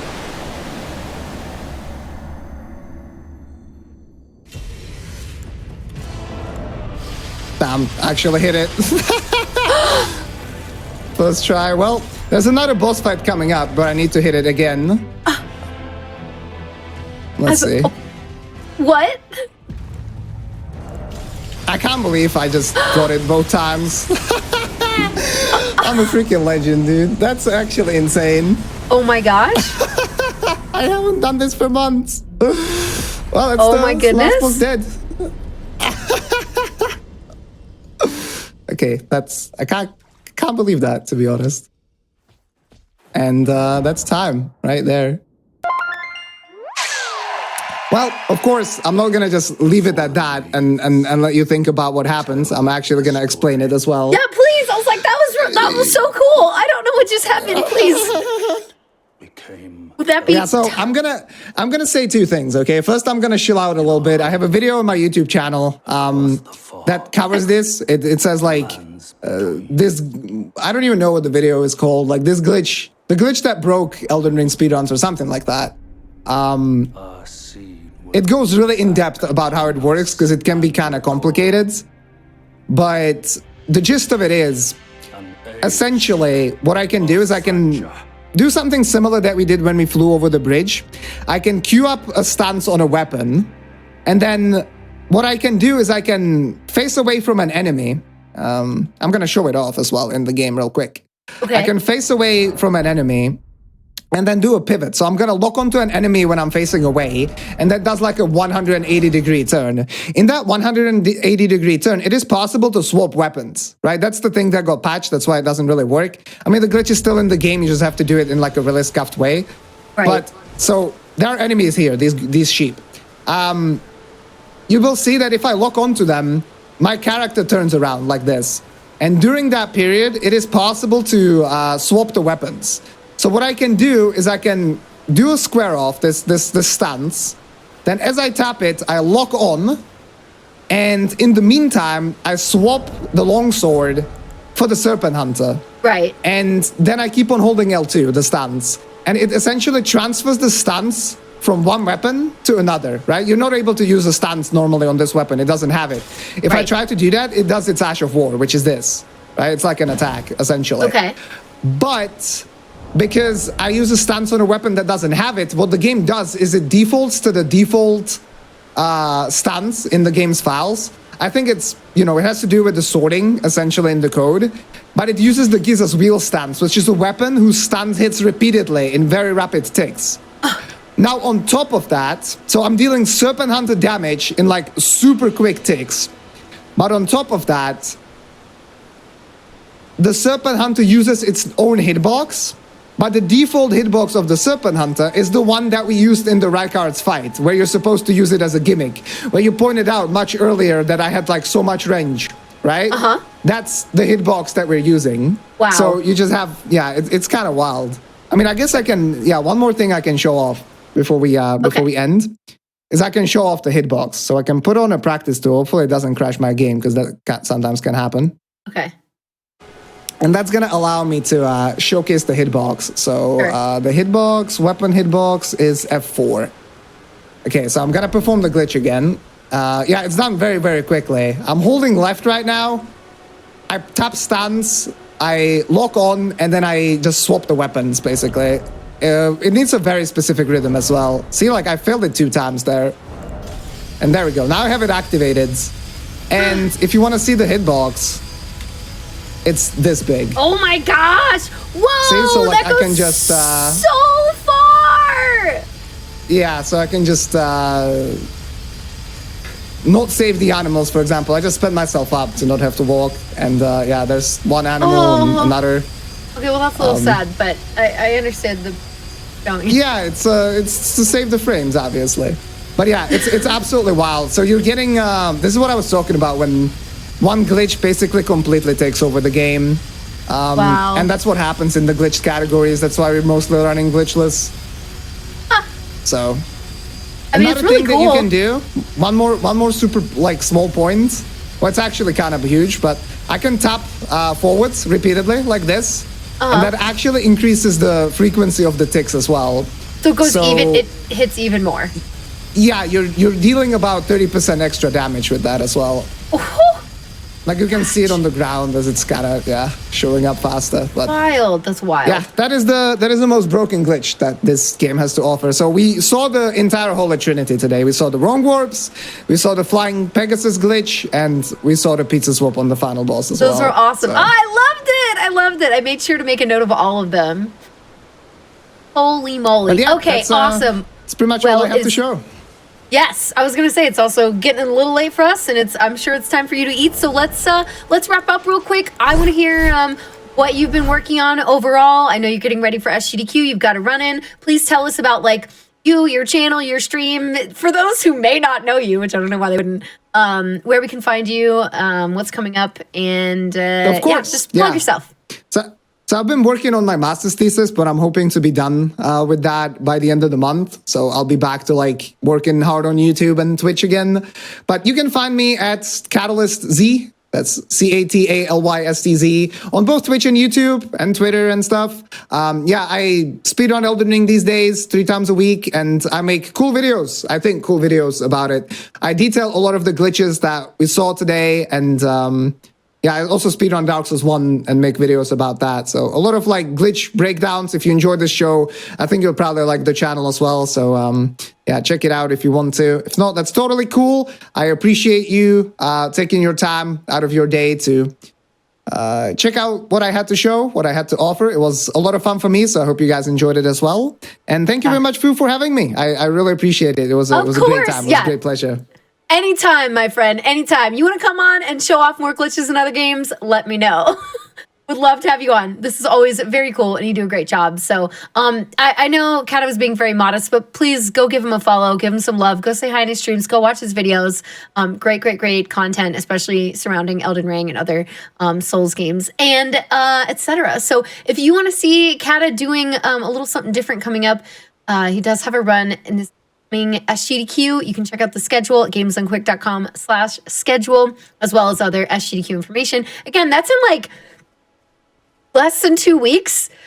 Yeah, it's kind of wild. It's wild. flies. So less than 2 weeks from now. But in the meantime, if you need more content, we have, our nightly, daily hotfix shows. You can check them out starting at 7 p.m. Eastern on weeknights or 1 p.m. Eastern on weekends. Or go watch previous episodes of the show, like the last one Kat was on our YouTube channel. And don't forget, if you're part of the Flame Fatales community, to submit for this upcoming Flame Fatale, which is going to be great later on this summer. Thank you all so much. And we'll see you for the next episode. It's not going to be till June, because the next episode for us would be during SGDQ time. So feel free to catch the next episode of Out of Bounds in June. And see you then. Thank you so much for being here, everybody. Thank you again to Kata, and we'll see you next time. Bye. Thank you. Bye-bye.